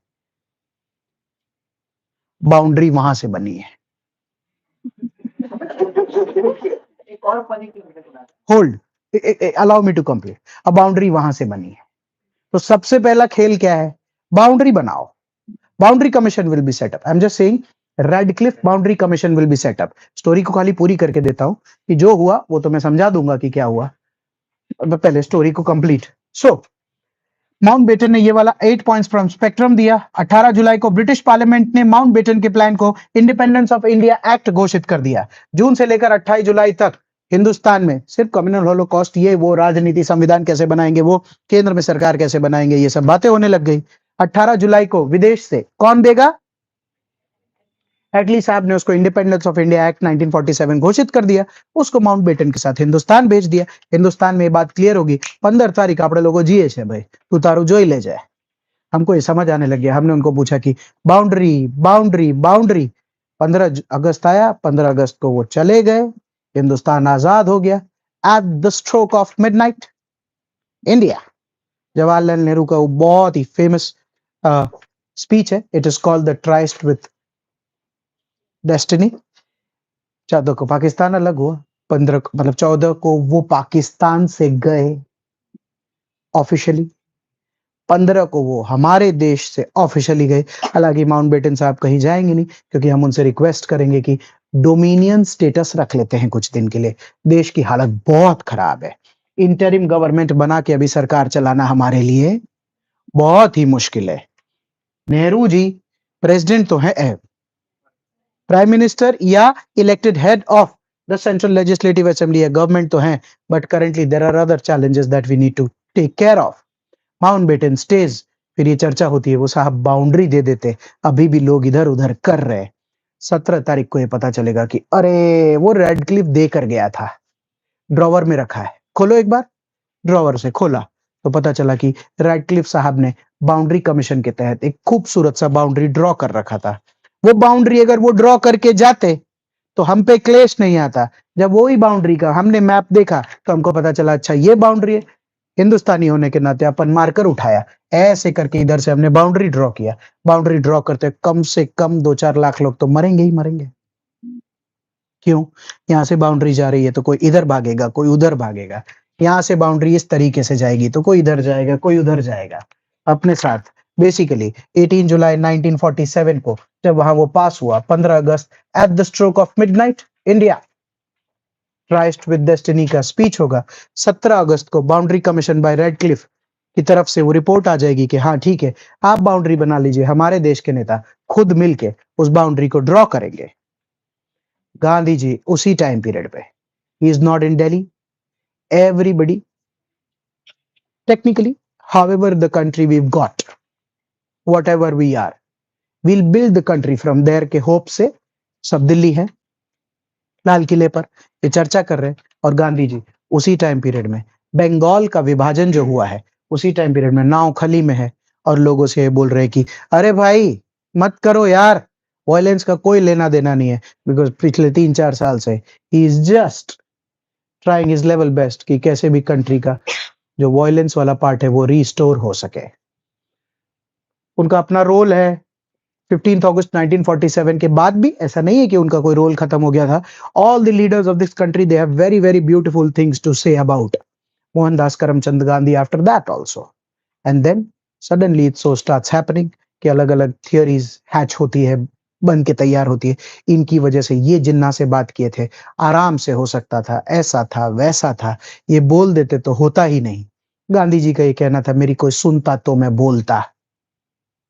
करते कुराते 30 जनवरी 1948 नथुराम गोडसे पॉइंट ब्लैंक गांधी जी खत्म। और उस दिन के बाद से ये जितना भी प्रोसेस है, हिंदुस्तान आजाद हो जाएगा, सारे लोग अपने अपने काम में लग जाएंगे। 47, 48, 49 3 साल लग जाएंगे संविधान बन के तैयार होने में, क्योंकि एक्चुअली में वो एक कॉन्स्टिट्यूएंट असेंबली है। उसी कॉन्स्टिट्यूएंट असेंबली के हेड यहीं पर बी.आर. अम्बेडकर साहब को बना दिया जाएगा और बहुत सारे लोग नीचे संविधान बनाने के लिए लगे रहेंगे। क्यों? क्योंकि ये कॉन्स्टिट्यूएंट असेंबली के हेड नेहरू नहीं। हाँ, president was Rajendra Prasad. My bad. हाँ, prelims prep. Thank you, yeah. Thank you very much. He was the head of the drafting committee and the chair of President of the Constituent Assembly was Mr. Rajendra Prasad. Nehru ji was heading the interim government at the center at that point of time in the Dominion status category, where Mountbatten was the viceroy. 1 साल 1.5 साल रहने के बाद, उतना याद नहीं कितना समय वो रहे, रहने के बाद उन्होंने बोला कि यार ऑन पेपर मुझे भी ऐसा नहीं लग रहा है कि मुझे यहाँ रुकना चाहिए, and then he leaves the country. फिर हमको पता चले कि लेकिन डोमिनियन स्टेटस के हिसाब से कुछ दिन के लिए हमको एक इंटरिम गवर्नमेंट में एक वाइसरॉय चाहिए. सी Rajagopalachari will become the last Indian viceroy of the Indian government at that point of time, and उसके बाद वो चलेगा. 26 नवंबर 1949 को संविधान लिखकर तैयार हो जाएगा और चर्चा ये होगी कि इसको अमल कब से लेकर आना है. 26 जनवरी इसीलिए डिसाइड होगा क्योंकि Nehru ji is at the helm of affairs at that point of time. तो उनका ये कहना था कि जिस पूर्ण आजादी या स्वराज को लेकर हमने बात किया था किसी जमाने में, उसका दिन अगर 26 जनवरी का है, तो let's India be a republic where we will not have a monarchy anymore and this country will be headed by the president. तो इसीलिए 26 जनवरी 1950 इस देश में संविधान का अमल हुआ और उस दिन के बाद से आज तक ये देश एक रिपब्लिक है और संविधान के भरोसे ही चलता है. इसीलिए दो अलग अलग शब्द है. हम लोग 15 अगस्त को इंडिपेंडेंस मनाते हैं, हिंदी में उसे स्वतंत्रता दिवस कहते हैं, और 26 जनवरी को हम लोग रिपब्लिक है क्योंकि हम लोग राष्ट्रपति हमारे देश में है और उसको हम लोग गणतंत्र कहते हैं. तो इसीलिए हिंदुस्तान स्वतंत्र भी है और हिंदुस्तान गणतंत्र भी है. ये पूरा फंडामेंटल है. इसको कितना भी डिटेल में पढ़ाओ, it can never end after a point, and but you have to end it technically in terms of your prelims part. तो इसीलिए ये एक पर्सपेक्टिव है जो अगर आप लोग किताब को ठीक ठाक पढ़ते रहे, आपको डिमांड्स वगैरह समझ आते रहे, आपके पिक्चर्स बनते रह गए, आपको कुछ विदेशी रोल्स के बारे में पता चले कि अच्छा ये एटली है, ये बोलेगा, ये मेटन है, माउंटबेटन ये है, तो धीरे धीरे क्लैरिटी ऑफ थॉट बनता चला जाएगा. फिर so with that, on moral high grounds, हमारी तरफ से मॉडर्न इंडिया पूर्ण होता है, but I will need one more lecture to talk about all the important social reformers, social reform movements, and some tribal movements, some cultural developments, some things to be talked about. तो उसके लिए मुझे एक class की जरूरत पड़ेगी. Post independence is only and only part of the UPSC mains GS paper 1. So generally what happens is when we are done with modern India, so after that you continue to pull post independence as well. ऐसा we'll have to talk about it कि उसको क्या करेंगे, कैसे करेंगे. Fair? Thank you.